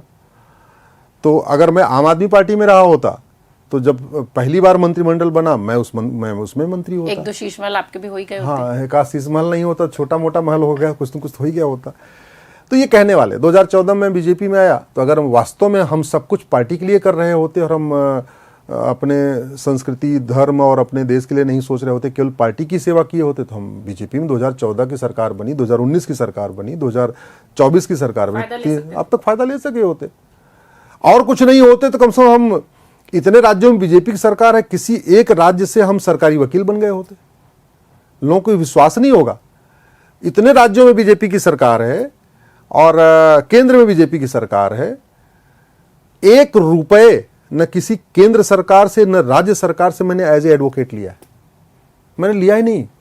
मैं किसी सरकारी वकील भी नहीं बना। क्यों? क्योंकि मैं सरकारी वकील बन जाऊंगा तो मैं पीएल नहीं कर पाऊंगा। मैं किसी राज्य में एडवोकेट जनरल या एडिशनल एडवोकेट जनरल बन जाऊंगा तो मैं उस राज्य के खिलाफ पीएल नहीं कर पाऊंगा। मैं केंद्र की तरफ से अगर कोई एसजी बन गया, कुछ बन गया, तो हम बंध जाएंगे। हमने इसलिए अपने आप को खुला रखा हुआ है। हम तो बस अपना जो हमारा खुद का, मैं अपनी तरफ से पर्सनल केस कर लेता हूँ, अपने रोटी कपड़ा मकान के लिए वो केस करता हूँ। अदरवाइज मेरे 90% केस तो मेरी पीआईएल होती है, मैं उसी में बिजी, एक एक दिन में 2-2 3-3 पीआईएल लगी रहती हैं और फिर मेरे को पूरे देश घूमना होता है। मेरी कोशिश है कि भारत एक सुरक्षित देश बने। मैं भारत का कानून मंत्री बनूं या ना बनूं, लेकिन मैं चाहता हूं भारत का प्रत्येक कानून दुनिया का सर्वोत्तम कानून हो। और क्यों चाहता हूं आपको बताऊं। जब पूरी दुनिया में कहीं कुछ नहीं लोग पढ़ते लिखते थे, उस समय हमारे पास तक्षशिला यूनिवर्सिटी थी, आचार्य चाणक्य प्रोफेसर हुआ करते थे। अब लोग कहेंगे चाणक्य नीति, अरे भैया वो भी ब्राह्मण थे, क्या करोगे। और ब्राह्मण कैसे बलिदान देते हैं उसका तरीका बताता हूं आपको। आप जरा सोचिए, जो तक्षशिला है ना, उसको रावलपिंडी आप कहते हैं। अब आप जरा कल्पना विजुलाइज करिए, कहाँ मगध बिहार का पटना और कहाँ पाकिस्तान का रावलपिंडी। आचार्य चाणक्य ने भारत को बचाने के लिए विदेशियों से 3 बार घोड़े से यात्रा किया था। एक यूनिवर्सिटी का प्रोफेसर, वो चाहते तो आराम से तक्षशिला यूनिवर्सिटी में प्रोफेसर तो हो ही गए थे, अपनी जिंदगी बढ़िया जीते। घोड़े से यात्रा किया, एक एक यात्रा में 2-2 महीने लगेगा। अगर अभी भी कोई आदमी घोड़ा लेके चले तो यहां से टाइम लगेगा, मगध से घोड़ा लेके चलेगा तो उसको मगध के बाद आएगा यूपी, आएगा यूपी के बाद इधर आएगा उत्तराखंड आएगा, फिर उसके बाद उसको आगे बढ़ते बढ़ते पूरा पहाड़ का, हिमालय का पहाड़ क्रॉस करके तब रावलपिंडी जाएगा। 3 बार यात्रा किया था उन्होंने। तो क्या करें, हमारा अपना, मेरा ये मानना है, दुनिया में हम 3 चीजों के लिए सर्वोत्तम माने जाते थे। शिक्षा के लिए हम दुनिया, हमारी शिक्षा व्यवस्था दुनिया की सर्वोत्तम शिक्षा व्यवस्था थी और निःशुल्क थी, मुफ्त में थी। हमारी चिकित्सा व्यवस्था दुनिया की सर्वोत्तम चिकित्सा व्यवस्था थी और वो भी लगभग नो प्रॉफिट नो लॉस पे थी। और हमारी न्याय व्यवस्था दुनिया की सर्वोत्तम न्याय व्यवस्था थी। मैं भारत की शिक्षा व्यवस्था, भारत की चिकित्सा व्यवस्था और भारत की न्याय व्यवस्था को अपने उसी प्राचीन गौरव की तरफ ले जाना चाहता हूं। जैसे हम सर्वोत्तम थे, हम दोबारा सर्वोत्तम हो जाए। आप सोचिए, हमारे देश में शिक्षा व्यवस्था कितनी शानदार थी। कृष्ण और सुदामा एक साथ पढ़ते हैं एक स्कूल में। आज मंत्री और संतरी का बेटा एक साथ पढ़ पा रहा है क्या? नहीं। राजा दशरथ और सुमंत, एक राज परिवार का लड़का, एक एकदम गरीब, एक साथ पढ़े, आज पढ़ रहा है क्या? नहीं। भगवान श्री राम, निषाद राज दोस्त एक साथ पढ़े, आज पढ़ रहा है क्या? नहीं। मैं कह रहा हूं, अगर एक रेलवे बोर्ड से पूरे देश की ट्रेन चल सकती है तो एक एजुकेशन बोर्ड से पूरे देश का स्कूल क्यों नहीं चल सकता? अंग्रेजों ने सीबीएसई बोर्ड शुरू किया, वो हम क्यों उसको ढो रहे? क्रिश्चियन मिशनरीज ने आईसीएसई बोर्ड शुरू किया, हम उसको क्यों ढो रहे? मुगलों ने यहाँ 1000 मदरसा खोला था, उसको बंद कराने के बजाय हमने 3.5 लाख मदरसे और खुलवा दिए, जबकि मदरसा अलगाववाद आतंकवाद फैलाता। हाँ, अलगाववाद आतंकवाद फैलाता। मैं उसके खिलाफ सुप्रीम कोर्ट में लड़ रहा हूं। जब मुगल चले गए तो मदरसा क्यों? जब अंग्रेज चले गए तो कॉन्वेंट मॉन्टेसरी क्यों? पर सर अरबी पढ़ाते हैं वहां पे। पूरे भारत में अरबी की जरूरत कहाँ होती है? मतलब मैं जस्ट एक सवाल आपसे कर रही हूँ कि जैसे वहां अरबी पढ़ा, बता रहे हैं कि हम शिक्षा दें, वो अरबी अरे अरबी पढ़ाएं तो भी सीख, वहां लौंडा लौंडी ऐसे ऐसे शब्द पढ़ाते हैं, मतलब पूछे नहीं क्या पढ़ा रहे। मैं कह रहा हूं ना, मदरसा अलगाववाद सिखाता है। वो 1000 मुगल खोल गए थे, हमारे वाले मुगलों ने उसको 3.5 लाख खुलवा दिया। कॉन्वेंट और मॉन्टेसरी उपभोक्तावाद सिखाता है। अंग्रेज 1000 कॉन्वेंट मॉन्टेसरी खोल गए थे, हमने उसको 3.5 लाख कर दिया। और मैकाले ने अपनी चिट्ठी में लिखा है लगभग 3.25 लाख यहाँ गुरुकुल वैदिक स्कूल हैं, आज के डेट में 7000 भी नहीं बचे। किस बात के हम आजाद हैं? हम कहते हैं हम स्वतंत्रता दिवस मना रहे हैं ना हर साल 15 अगस्त को। स्वतंत्र, स्वयं का तंत्र, हमारा तंत्र अपना होना चाहिए। कौन सा तंत्र हमारा है? जहाज के ऊपर, अब की बार आप एयरपोर्ट जाना तो जरा एयरपोर्ट फ्लाइट के ऊपर जहाज पे देखना, लिखा रहता है वीटी। वीटी का मतलब होता है विक्टोरिया टेरिटरी। मैंने उस पर पीआईएल फाइल किया हुआ है। क्यों? क्योंकि वीटी बदला ही नहीं गया। मैं तो कह रही हूं, क्यों लिखा है? हाँ, वीटी अभी भी चल रहा है, विक्टोरिया टेरिटरी। पाकिस्तान ने बदल लिया, भूटान ने बदल लिया, बांग्लादेश ने बदल लिया, हमने आज तक बदला नहीं, अभी वीटी चल रहा है। नाम गुलामी के और हम कह रहे हैं हम तो स्वतंत्र हैं। निशान गुलामी के, हम कह रहे हैं स्वतंत्र हैं। कुरीतियां गुलामी वाली, कुप्रथाएं गुलामी वाली, आपकी शिक्षा व्यवस्था गुलामी वाली, आपकी चिकित्सा व्यवस्था गुलामी वाली, आपकी पुलिस व्यवस्था गुलामी वाली, आपकी न्यायिक व्यवस्था गुलामी वाली, आपकी प्रशासनिक व्यवस्था गुलामी वाली, आपकी टैक्स व्यवस्था गुलामी वाली, आपकी व्यापार व्यवस्था गुलामी वाली, आपकी चुनाव व्यवस्था गुलामी वाली, सब कुछ गुलामी का चल रहा है। आपकी बैंकिंग व्यवस्था गुलामी वाली, और हम कह रहे हैं हम तो स्वतंत्र हैं। किस बात के स्वतंत्र हैं? मतलब आप जरा सोचिए, जिन वहशी दरिंदों ने हमारे पूर्वजों का अपमान किया, जिन वहशी दरिंदों के कारण हमारी माताओं और बहनों ने जौहर किया, अपनी इज्जत बचाने की खातिर कोई कुएं में आग में कूदा, कोई कुएं में कूदा, आज भी उनके नाम पे सड़क मोहल्ले गलियां चल रही है। दिल्ली इंद्रप्रस्थ, इंद्रप्रस्थ क्या था पहले? खांडवप्रस्थ। खांडवप्रस्थ को पांडवों ने इंद्रप्रस्थ बनाया, जिसको हम आज दिल्ली कहते हैं। इस दिल्ली में युधिष्ठिर रोड नहीं है, भीम रोड नहीं है, नकुल रोड नहीं है, सहदेव रोड नहीं है, कुंती रोड नहीं है, माद्री रोड नहीं है, अभिमन्यु रोड नहीं है। लेकिन इस दिल्ली में आप चलो जरा सुप्रीम कोर्ट के आसपास, इंडिया गेट को देखो आप, Shahjahan road, Lodhi colony, Lodhi park, Akbar road, Humayun road, Babur road, Aurangzeb lane, सब कुछ चल रहा है। कई बार मुझे आश्चर्य होता है कि जो लोग संविधान की शपथ लिए हैं, उन्होंने शपथ लिया है कि हम भारत को एक संप्रभु राष्ट्र बनाएंगे, एक स्वतंत्र राष्ट्र बनाएंगे। स्वतंत्रता का मतलब सारा तंत्र गुलामी का खत्म होना चाहिए, संप्रभुता का मतलब गुलामी का नामो निशान नहीं होना चाहिए। 78 साल का भारत हो गया है, 79 हम चल रहे हैं। जो आपके कुछ मैंने वीडियोस वो भी देखे हैं जिसमें ये भी है कि कांग्रेस के बनाए हुए कानूनों को बदलना पड़ेगा, तभी हम देश को थोड़ा सा ठीक ठाक सुरक्षित बना सकते हैं, कर सकते हैं, कुछ इस तरीके की बातें। बट अब तो सारे कानून बदल गए पिछले 13-14 सालों से, बहुत सारी चीजें अभी नहीं बदले। तो नया कानून जो लेकर आई सरकार अभी, उसके लूप होल्स तो कम से कम उसे तो दूर करने चाहिए। देखिए अभी 225 अंग्रेजी कानून चल रहे हैं, 225, और लगभग 50 से ज्यादा आजादी के बाद ऐसे कानून बनाए गए जो भारत को बर्बाद करने के लिए बनाए। अंग्रेजों ने यहां एक भी कानून हमारे लिए नहीं बनाया था। 100% कानून, 100% सिस्टम उन्होंने अपनी व्यवस्था के लिए बनाया था।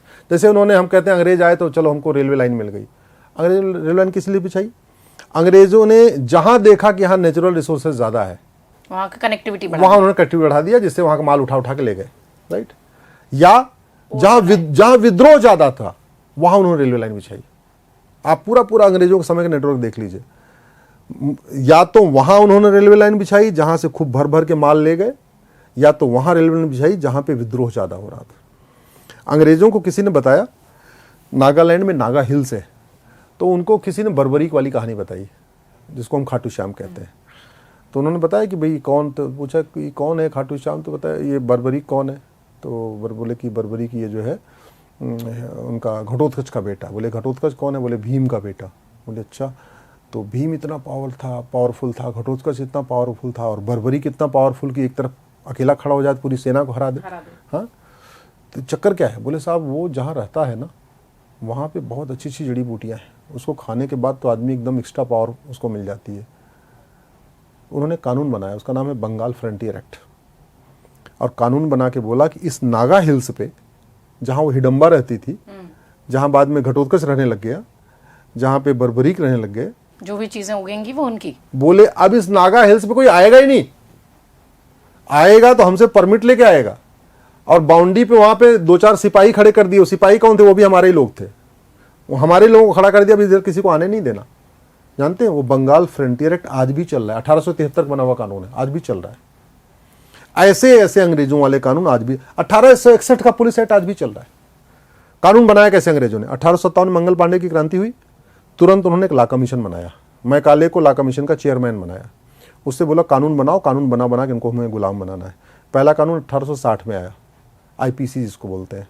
वो हालांकि अभी बदल गया 2023 में, अब बीएनएस आ गया। कानून बन गया, बोले कि काम करो, इनको लाठियों से पीटेगा कौन? हम तो चंद लोग हैं। तो बोले काम करो एक पुलिस एक्ट बनाओ। तो पुलिस एक्ट बना के उन्होंने देश भर में पुलिस भर्ती कर लिया। पुलिस भर्ती कैसे किया? हमारे परिवार के लोगों को भर्ती कर लिया, और हमारे परिवार के लोगों से हमको ही मरवाने लगे। ठीक है, 1861 बन गया। बोले अभी ब्राह्मणों से बदला लेना है, एक काम करो, मठ मंदिर वालों ने ही पूरी बात फैलाई है ना। 1863 में उन्होंने तीसरा कानून बनाया, मठ मंदिरों को अपने कंट्रोल में ले लिया। और अंग्रेजों ने मठ मंदिरों को कंट्रोल करने के लिए 2 कानून बनाए पूरे 1950 तक, 47 तक। हमारे वाले अंग्रेजों ने 33 कानून और बना दिए।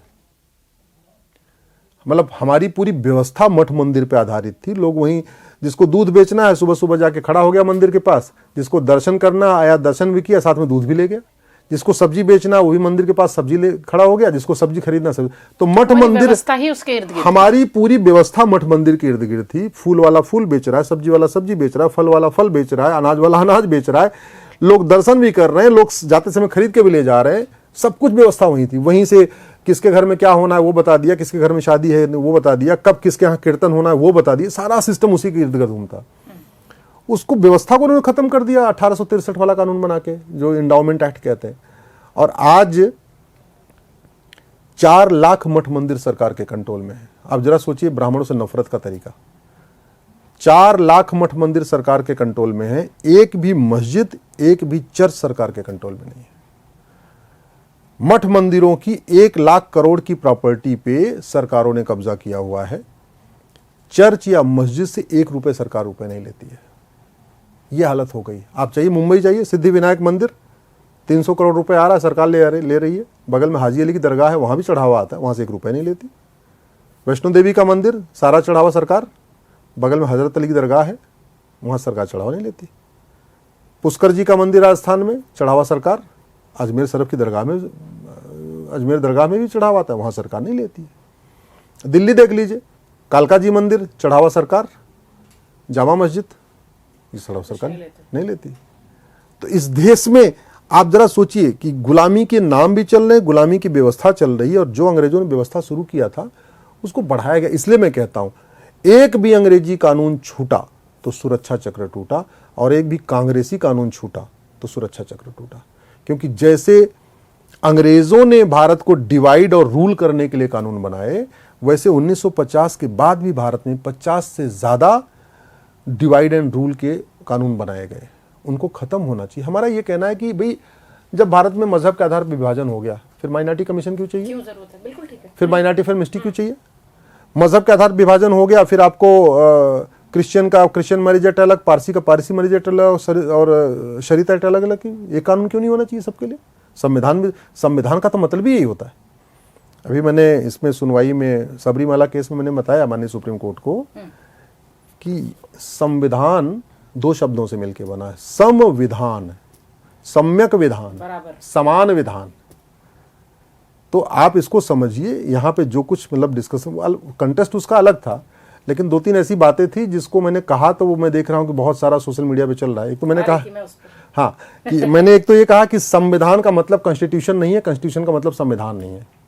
एक और वीडियो जो है आपकी बहुत वायरल हो रही है, जिसमें आप बता रहे हैं कि धर्म और मजहब दोनों अलग अलग चीजें, जमीन आसमान का अंतर है। पर लेकिन सर हमें तो एक ही बताया गया, धर्म एक ही है, सबका मजहब एक ही है, हिंदू मुसलमान सब एक ही हैं, सब कुछ एक है, यही भारत में बताया गया। नहीं, देखिए, मेरी इस पर PIL चल रही है, 2022 से चल रही है, कि मैंने उसमें कहा है कि सरकार प्राइमरी के सिलेबस में एक चैप्टर डाले कि धर्म क्या है, रिलीजन क्या है। उसमें मैंने 25 अंतर बताए हैं धर्म और रिलीजन के। एक बेसिक डिफरेंस आपको बताता हूं, dharma unites everyone and religion divides others. Dharma unites society and religion divides society. धर्म सबको जोड़ता है। धर्म वसुधैव कुटुंबकम, नारी तू नारायणी धर्म है, सर्व मंगल मांगल्य धर्म है, यतो धर्मस्ततो जय ये धर्म है, सबका साथ सबका विकास ये धर्म है। हम लोग अपने जनरली जब कुछ पूजा पाठ करते हैं तो हम 4 वाक्य बोलते हैं, धर्म की जय हो, अधर्म का नाश हो, प्राणियों में सद्भावना हो, विश्व का कल्याण हो। हम कभी नहीं कहते हिंदुओं की जय हो, गैर हिंदुओं का नाश हो, हिंदुओं में सद्भावना हो और हिंदुओं का कल्याण हो। वहीं दूसरी तरफ रिलीजन में कहा जाता है। तो हमने माननीय सुप्रीम कोर्ट से ये कहा है कि जैसे सारे फल एक समान नहीं होते, कोई खट्टा होता है, कोई मीठा होता है, अलग अलग टेस्ट के होते हैं। सारे पेड़ एक समान नहीं होते, कुछ 18 घंटे ऑक्सीजन देते हैं, कुछ 12 घंटे ऑक्सीजन देते हैं, कुछ ऑक्सीजन देते ही नहीं। पेड़ों में कुछ फल देते हैं, कुछ कांटे भी देते हैं, ऐसा भी तो है। सारे जानवर एक समान नहीं होते। भाई गाय और भेड़िया एक समान तो नहीं है ना, है तो दोनों जानवर, दोनों एनिमल है, लेकिन सामान एक समान तो नहीं है। सारे वकील एक समान नहीं होते, सारे जज एक समान नहीं होते, सारे डॉक्टर एक समान नहीं होते, सारे कलेक्टर कप्तान एक समान नहीं होते, सारे राष्ट्रपति एक समान नहीं हुए आज तक, सारे प्रधानमंत्री एक समान नहीं हुए। मां के पेट से पैदा हुए 2 जुड़वा बच्चे एक समान नहीं होते, तो इंसान के द्वारा शुरू किया गया रिलीजन एक समान कैसे हो सकता है? और उसको डिफरेंस मैंने ये बताया, मैं अपने धार्मिक ग्रंथों को ले गया था। मैंने कहा देखिए ये विष्णु पुराण है, इस विष्णु पुराण में कहीं नहीं लिखा हुआ है कि केवल विष्णु पुराण ही पवित्र ग्रंथ है, भगवान विष्णु ही पूजा योग्य है, और जो भगवान विष्णु की पूजा करेगा, विष्णु पुराण को पढ़ेगा, वो तो स्वर्ग में जाएगा, जो नहीं पढ़ेगा और नरक में चला जाएगा, जो भगवान विष्णु की पूजा नहीं करेगा। शिव पुराण में कहीं नहीं लिखा हुआ है कि भगवान शंकर की ही पूजा करो, यही एक अकेले देवता हैं और नहीं करोगे तो नरक में जाओगे, नहीं लिखा हुआ है। आपके दुर्गा सप्तशती में कहीं नहीं लिखा हुआ केवल दुर्गा जी ही पूजा योग्य है, अगर नहीं दुर्गा जी की पूजा करोगे तो नरक में चले जाओ, कहीं नहीं लिखा हुआ है। बौद्धों का एक ग्रंथ है त्रिपिटक, त्रिपिटक में कहीं नहीं लिखा हुआ है कि भगवान बुद्ध ही पूजा योग्य है, बौद्ध संप्रदाय ही ठीक है और नहीं मानोगे तो नरक में जाओगे, नहीं लिखा हुआ है। जैन में आगम बोलते हैं, आगम सूत्र बोलते हैं जो जैन ग्रंथ है, उसमें भी कहीं नहीं लिखा हुआ केवल 24 तीर्थंकर को मानो और नहीं मानोगे तो नरक में जाओगे। गुरु ग्रंथ साहिब में कहीं नहीं लिखा हुआ है केवल 10 गुरुओं को मानो, गुरु ग्रंथ साहिब को मानो और यहाँ उसमें आओ, गुरुद्वारे आओ, नहीं तो नरक में जाओ। कहीं लिखा है कि ये ना माने तो इनका सर तन से हनुमान चालीसा में कहीं नहीं लिखा हुआ है कि केवल हनुमान जी ही पूजा योग्य है, नहीं मानोगे तो नरक में जाओ, कहीं नहीं लिखा हुआ है। लेकिन बाकी ग्रंथों में ये धर्म और रिलीजन का अंतर है। और फिर संविधान के साथ देखिए, संविधान धर्म को धार्मिक स्वतंत्रता देता है, रिलीजन की नहीं देता। दुर्भाग्यवश हम उसको आर्टिकल 25 मान लेते हैं। तो संविधान कहता है liberty of thought, liberty of belief, liberty of faith, liberty of worship, यानी भारत के सभी नागरिकों को लिखने, पढ़ने, सोचने की स्वतंत्रता है, पूजा करने की स्वतंत्रता है, अपने तरीके से जीवन जीने की स्वतंत्रता है। रिलीजन बिल्कुल इसके खिलाफ है। इसका मैं एक एग्जांपल आपको देता हूँ। लगभग 350 साल पहले बहुत ही महान वैज्ञानिक थे, उनका नाम था गैलीलियो। अब क्रिश्चियन बिलीफ ये है कि पृथ्वी स्थिर है और पृथ्वी ब्रह्मांड के सेंटर में है। गैलीलियो साइंटिस्ट थे, बोले नहीं नहीं, पृथ्वी स्थिर नहीं है और पृथ्वी ब्रह्मांड के केंद्र में भी नहीं है। उन्होंने बोला कि पृथ्वी तो सूर्य के चक्कर लगा रही है। इतना कहने पे गैलीलियो को आजीवन कारावास की सजा दे दी गई, नज़र बंद कर दिया गया, काली कोठरी में डाल दिया गया और गैलीलियो की आंख खराब हो गई, अंधे हो गए और गैलीलियो मर गए। अगर उनको लिबर्टी ऑफ ये क्या फ्रीडम ऑफ स्पीच रहा होता उनके पास, उनके पास बोलने की आज़ादी रही होती, उनको सज़ा नहीं देते। हो सकता 2-4 चीज़ को और वो खोज लेते, लेकिन उनको डाल दिया। ये कड़वी सच्चाई है। वहीं दूसरी तरफ भारत में तो शास्त्रार्थ की परंपरा रही है। वेदों पे शास्त्रार्थ, भगवत गीता पे शास्त्रार्थ, रामचरितमानस पे शास्त्रार्थ, मनुस्मृति पे शास्त्रार्थ, ढोल गंवार शूद्र पसुनारी पे आज भी शास्त्रार्थ ही चल रहा है। ठीक है, चल ही रहा है ना। अर्थ क्या है उसका अनर्थ कर दिया गया, अलग बात है। यहां तो शास्त्रार्थ कैसे होता है, केवल पुरुष शास्त्रार्थ नहीं करते, गार्गी शास्त्रार्थ कर रही थी, मैत्रेयी शास्त्रार्थ कर रही थी, शंकराचार्य जी से पंडित मंडन मिश्रा शास्त्रार्थ करते हैं और मंडन मिश्रा के बाद उनकी धर्मपत्नियां के शास्त्रार्थ करती हैं। ये परंपरा रही है। तो ऐसे में सारे रिलीजन एक समान नहीं होते, सारे धर्म एक समान नहीं होते। धर्म सबको जोड़ता है और मजहब आपस में तोड़ता है। ये बहुत बड़ा फ्रॉड है कि मजहब नहीं सिखाता आपस में बैर रखना। सच्चाई है कि मजहब ही आपस में बैर रखना सिखाता है। और ये मैंने माननीय सुप्रीम कोर्ट के सामने भी कहा।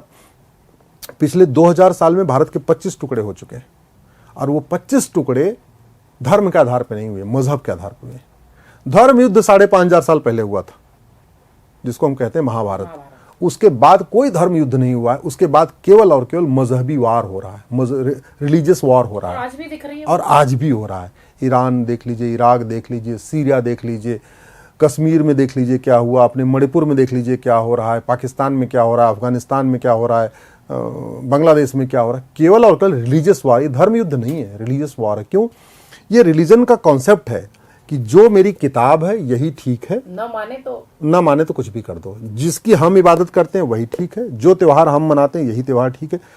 रिलीजन न लिबर्टी ऑफ फेथ देता है, न लिबर्टी ऑफ बिलीफ देता है, न लिबर्टी ऑफ वर्शिप देता है। मजहब तो पूरी स्वतंत्रता को छीन लेता है।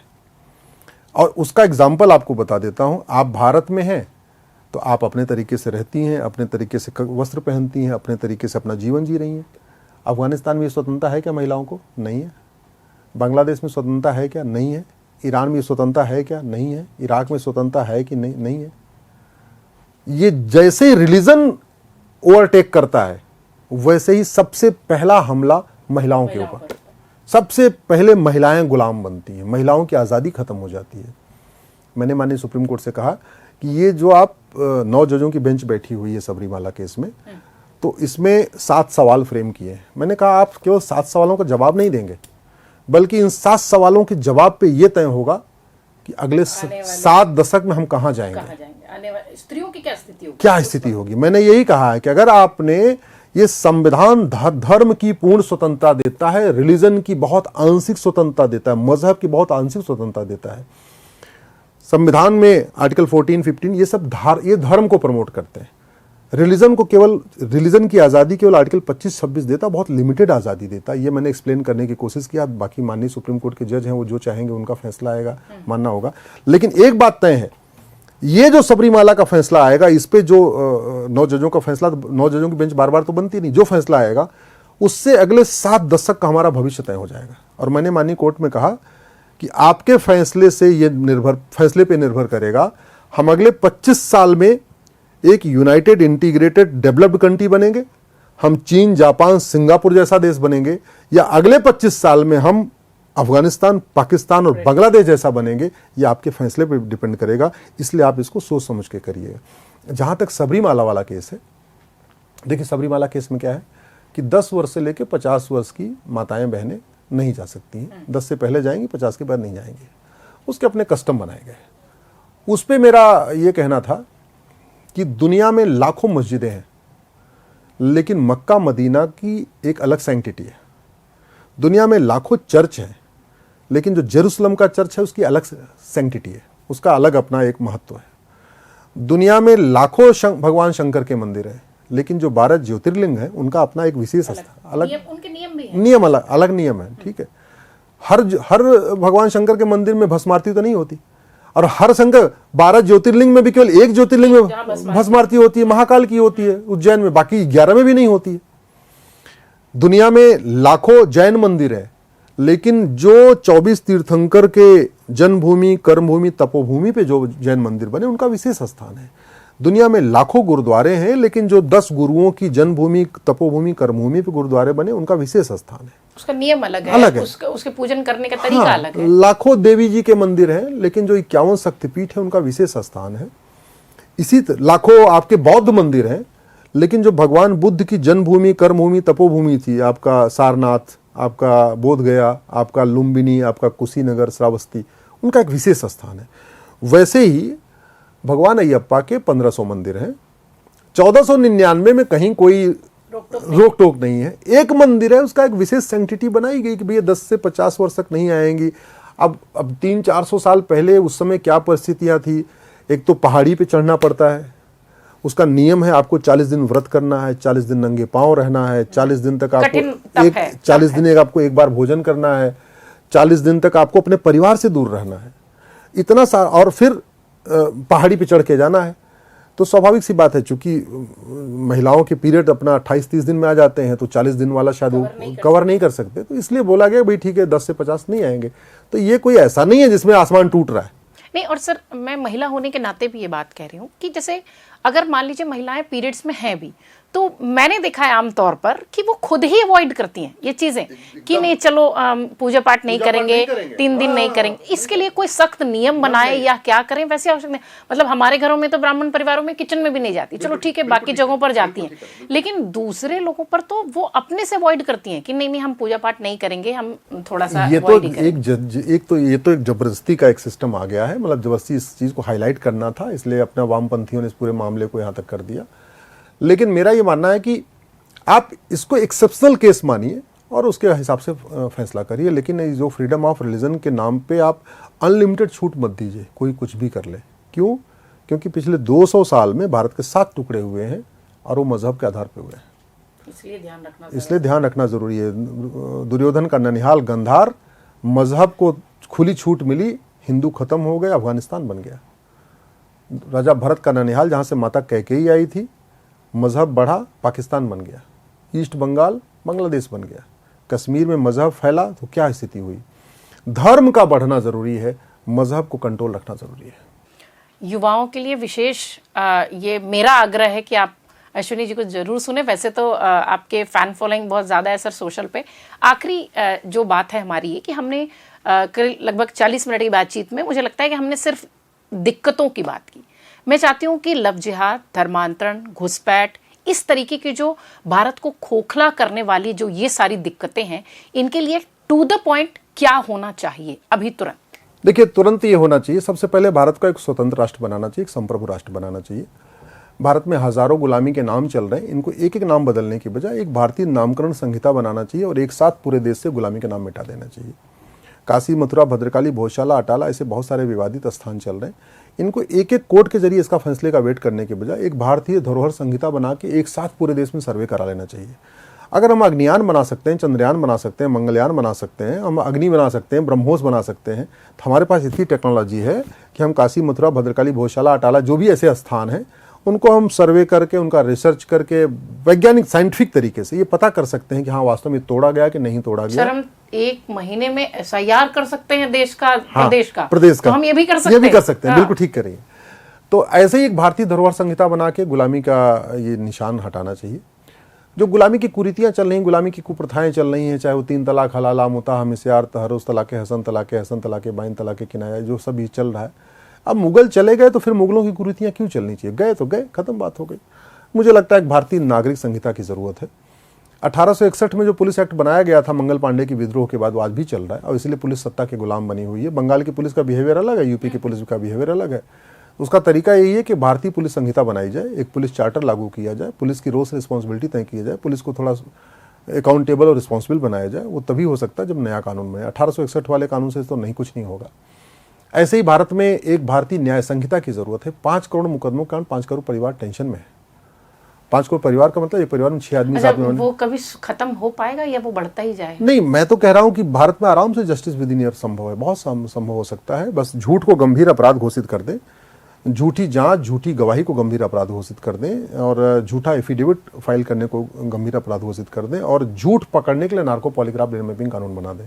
इतना कर दे, देखिए सारे मुकदमे खत्म हो जाएंगे। दुर्भाग्यवश हमारे देश में हमने झूठ को, फर्जीवाड़े को, चीटिंग, फ्रॉड, फोर्जरी को सिंपल हमने क्राइम डिक्लेयर कर रखा है। दुनिया गंभीर माना ही नहीं है, गंभीर माना ही नहीं, जबकि वो सबसे कनाडा में, ऑस्ट्रेलिया में, अमेरिका में, ब्रिटेन में, इवन ब्रिटेन में भी ये चीटिंग, फ्रॉड, फोर्जरी, झूठ ये बहुत सीरियस क्राइम है। उन लोगों ने अपने नार्को पॉलीग्राफ में कानून, चीन ने बना लिया, जापान ने बना लिया, सिंगापुर ने बना लिया, हमने नहीं बनाया। तो एक भारत में जस्टिस विद इन ईयर लागू करने की जरूरत है।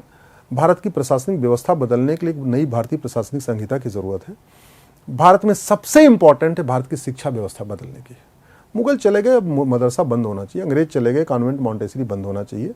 भारत में एक भारतीय शिक्षा बोर्ड बनाया जाए, एक भारतीय शिक्षा संहिता बनाई जाए, 1 नेशन 1 सिलेबस हो, 1 नेशन 1 करिकुलम हो, एनसीईआरटी किताब सारे स्कूलों में लगाई जाए, सब अपनी अपनी मातृभाषा में पढ़ें। आज की डेट में केंद्रीय विद्यालय का सिलेबस पूरे देश का एक है, नवोदय का सिलेबस पूरे देश का एक है, यानी पूरे देश का सिलेबस एक हो सकता है। जब भी फिजिक्स हो, केमिस्ट्री हो, मैथ हो, जूलॉजी हो, बॉटनी, जितने भी सब्जेक्ट, सबका सिलेबस 1 नेशन 1 सिलेबस हो सकता है, कहीं कोई दिक्कत नहीं। और उसमें कुछ बदलने जैसा भी नहीं है, बदलना नहीं, तो बदल नहीं। हाँ, तो एक भारतीय आपको शिक्षा संहिता की जरूरत है, एक भारतीय चिकित्सा संहिता की जरूरत। हमारी चिकित्सा व्यवस्था prevention is better than cure वाले फार्मूले पे थी। दुर्भाग्यवश हम लोग इतना तक भूल गए हैं कि धनतेरस का मतलब क्या है। धनवंतरी जी की जयंती पे हम धनतेरस मनाते थे, आज की डेट में धनतेरस पे सिक्का खरीद रहे हैं। ठीक है, अपने स्वास्थ्य का ध्यान नहीं रहे। ठीक है, तो वो तभी आएगा जब शिक्षा व्यवस्था बदलेगी। भारत में जनसंख्या नियंत्रण कानून बहुत जरूरी है। हमारे पास हमारा क्षेत्रफल दुनिया का मात्र 2% है और हमारी जनसंख्या दुनिया की 20% हो चुकी है। मतलब हमारे पास 2 कुर्सी है और बैठने वाले 20 है। हमारे पास जो ग्राउंड वाटर है, पीने लायक पानी है, वो मात्र दुनिया का 4% है और जनसंख्या हमारी दुनिया की 20% हो गई। मतलब 2 गिलास पानी है, पीने वाले 20 है। भारत की 50% समस्याओं का मूल कारण जनसंख्या विस्फोट है। 90,000 बच्चे रोज पैदा हो रहे हैं। सरकार 2 करोड़ घर बनाती है, 10 करोड़ बेघर पैदा हो जाते हैं। 2 करोड़ रोजगार मिलता है, 10 करोड़ बेरोजगार पैदा हो जाते हैं। सब कुछ अशुद्ध मिल रहा, कुछ भी शुद्ध नहीं मिल रहा है। फल, फूल, दूध, आटा, सब्जी, जूस, सब कुछ। क्यों? डिमांड ज्यादा है, सप्लाई कम है, तो लोग मिलावटखोरी कर रहे हैं। तो हम 2 हमारे 2 नहीं तो हम 2 हमारे 3 सही, लेकिन चौथा बच्चा पैदा करने पे कम से कम 10 साल की सजा, कम से कम 10 लाख रुपए जुर्माना और सिटीजनशिप खत्म। ये व्यवस्था करनी पड़ेगी। भारत में 1 लाख करोड़ का ड्रग कारोबार चल रहा है। लगभग 10 करोड़ लोग नशेड़ी हो चुके हैं और अब तो हालत ये हो गई है कि ऑनलाइन ड्रग सप्लाई हो रही है। मतलब घर पे बैठे बैठे व्हाट्सएप पे ऑर्डर करिए, घर पे ड्रग पहुंच रही है। हमारी पूरी जनरेशन बर्बाद हो रही है। इस ड्रग के कारण नपुंसकता बढ़ रही है, इस ड्रग के कारण बाजुपन बढ़ रहा है। ठीक है, तो ऐसे गृह क्लेश बढ़ रहा है। नशेड़ी जो है गाड़ी से कुचल कर दूसरों को मार रहे हैं। घर में अगर पिता पैसा नहीं दे रहा है, पिता की हत्या कर रहे हैं। माँ पैसा नहीं दे रही, माँ की हत्या कर रहे हैं। क्राइम बढ़ रहा है। ये नशेड़ी छोटी छोटी बच्चियों का बलात्कार कर रहे हैं। ये जो 1-2 साल की बच्चियों का बलात्कार कोई अपने होशो-हवास में नहीं कर सकता, ये केवल नशेड़ी करते हैं। मैं आपको बता रहा हूँ, मैंने इसका पूरा बहुत डिटेल पे स्टडी किया। केवल और केवल नशेड़ी करते हैं। और फिर पत्नी अगर रोक रही है तो पत्नी को चाकू मार रहे हैं, बेटा मना कर रहा है तो बेटे से झगड़ा, पूरा गृह मतलब पूरा परिवार बर्बाद हो रहा है। सिंगापुर जैसा कानून चाहिए, नशा तस्करों की 100% प्रॉपर्टी जब्त करने, इनकी सिटीजनशिप खत्म करने, इनको साल भर के अंदर फांसी देने के लिए कानून चाहिए। ऐसे ही रोड एक्सीडेंट, 2 लाख लोग रोड एक्सीडेंट में मर रहे हैं। आपको जान के आश्चर्य होगा, भारत में हर साल लोग 90 लाख लोग मरते हैं, इसमें से 25 लाख लोगों की अकाल मौत हो रही है एक्सीडेंट में, नहीं टोटल 25 अच्छा। लाख लोगों की अकाल मौत। 25 लाख लोगों की अकाल मौत कैसे हो रही है? 2 लाख लोगों की अकाल मौत हो रही है रोड एक्सीडेंट में, 2 लाख लोगों की अकाल मौत हो रही है जमीन विवाद में। अच्छा, हाँ, 2 लाख लोग साल में मरते हैं। और 10 लाख लोगों की मौत हो रही है पोल्यूशन के कारण, air pollution, water pollution, noise pollution, land pollution, plastic pollution, thermal pollution, electromagnetic pollution, ये जो 10 तरीके के पोल्यूशन, इससे साल में भारत में 10 लाख लोगों की मौत हो रही है। हम आप दिल्ली एनसीआर में रहते हैं, हम लोगों की एवरेज उम्र 12 साल कम हो गई है। अभी दिल्ली एनसीआर में कोई 80 के ऊपर जा ही नहीं पा रहा है। क्यों? एयर पोल्यूशन है, वाटर पोल्यूशन है, नॉइज पोल्यूशन है, लैंड पोल्यूशन है, प्लास्टिक पोल्यूशन है, थर्मल पोल्यूशन है, और कुछ भी अनाज भी शुद्ध नहीं मिल रहा, कुछ भी शुद्ध नहीं मिल रहा। हम लोगों की उम्र कम हो चुकी है, वो कैसे ठीक होगा? जनसंख्या विस्फोट रुकेगा। तो करप्शन, पॉपुलेशन एक्सप्लोजन, कठोर कानून, ये ऐसी व्यवस्था है कि हम भारत की 90% समस्याओं को ठीक कर सकते हैं। मैं गारंटी के साथ कहता हूं, 90 5 करोड़ घुसपैठी है ना, 90% घुसपैठी अपने आप छोड़ के भाग जाएंगे जिस दिन हमने कानून बनाया कि हम घुसपैठियों से पहले घुसपैठियों के मददगारों को हम आजीवन कारावास में भेजेंगे। जिस दिन हमने कानून बनाया कि घुसपैठ करना, घुसपैठियों की मदद करना दोनों जघन्य अपराध है और पकड़े जाने पे कम से कम 20 साल की सजा होगी, 20 लाख रुपए जुर्माना होगा और कम से कम इनकी नागरिकता खत्म करेंगे। जब ये व्यवस्था कर, देखिए ये जो मददगार बैठे हैं ना, ये पार्षद प्रधान जो उनका डॉक्यूमेंट बनवाए, वो ढूंढ ढूंढ के खुद ही उनको निकाल के भगाएंगे। अपने आप एनआरसी हो जाएगी, सरकार को एनआरसी नहीं करना है। ये जो जितने दलाल बैठे हैं ना पॉलिटिकल पार्टी के लोग, कि उनको पता है कि यार घुसपैठिया पकड़ा जाएगा, इसका नार्कोपॉली का ब्रेन मैपिंग टेस्ट होगा, मेरा नाम ले लेगा, ये काम कर, इसको भगाओ यहाँ से, खुद ही भाग जाएंगे। लफ्ज़ जिहाद धर्मांतरण के कारण हमारा मतलब पूरा हमारी देश कितने बड़ा खतरा हो। मैं कह रहा हूँ 90% लफ्ज़ जिहाद धर्मांतरण साल भर के अंदर रुक जाएगा। घर में अगर आपके चूल्हा अगर बंद करना है तो मुंह से फूंक के नहीं मारते, मुंह से अगर फूंकेंगे तो मुंह जल जाएगा, उसकी नॉब घुमाएंगे। फंडिंग रोकिए इनकी, खत्म बात हो गई। इनको ड्रग कारोबार बंद होगा तो इनकी फंडिंग रुकेगी, हवाला कारोबार बंद होगा तब भी इनकी फंडिंग रुकेगी, ब्लैक मनी रुकेगी तो भी इनकी फंडिंग रुकेगी। FCRA खत्म कर दीजिए, जो कांग्रेस ने बनाया 2010 में, ये कानून बनाया गया था यहाँ की फंडिंग कराने के लिए, वो कानून खत्म कर दीजिए। फंडिंग रुक जाएगी, कठोर कानून होगा, लफ्ज़ जिहाद रुक जाएगा। फंडिंग रुक जाएगी, धर्मांतरण, कठोर कानून होगा, धर्मांतरण रुक जाएगी। फंडिंग रुक जाएगी, कठोर कानून होगा, घुसपैठिए भागेंगे। फंडिंग रुक गई और उसके बाद फिर कठोर कानून बना, देखिए अराजकता रुक जाएगी, आपका हथियारों का कारोबार रुक जाएगा, आपकी नशा तस्करी रुक जाएगी, आपकी मानव तस्करी रुक जाएगी, आपके 2 लाख बच्चों का साल में अपहरण हो रहा है, वो अपहरण रुक जाएगा। तो ऐसी कोई समस्या लाइलाज नहीं है, ऐसी कोई समस्या विश्वव्यापी नहीं है। लेकिन क्यों समस्या पे चर्चा करके ठीक नहीं होगी, समस्या को ठीक करने के लिए आपको दुनिया की बेस्ट प्रैक्टिस देखनी पड़ेगी। चीन ने क्या किया है, जापान ने क्या किया है, हम क्या कर रहे हैं? हम भौतिक विकास के मामले में तो दुनिया से कंपटीशन कर रहे हैं। अच्छा, उनके पास ये ट्रेन है, लाओ ये ट्रेन हम भी अपने यहाँ लाते हैं। उनके पास ऐसी फ्लाइट है, लाओ हम अपनी फ्लाइट लाते हैं। उनका ऐसा एयरपोर्ट है, लाओ हम भी एयरपोर्ट बना। उनका ऐसा शॉपिंग मॉल, हम भी ऐसा शॉपिंग मॉल बनाएंगे। उनके पास 14 लेन की सड़क है, लाओ हम भी 14 लेन। हम भौतिक विकास के मामले में चीन, जापान, सिंगापुर, अमेरिका, रूस से कंपेयर कर रहे हैं।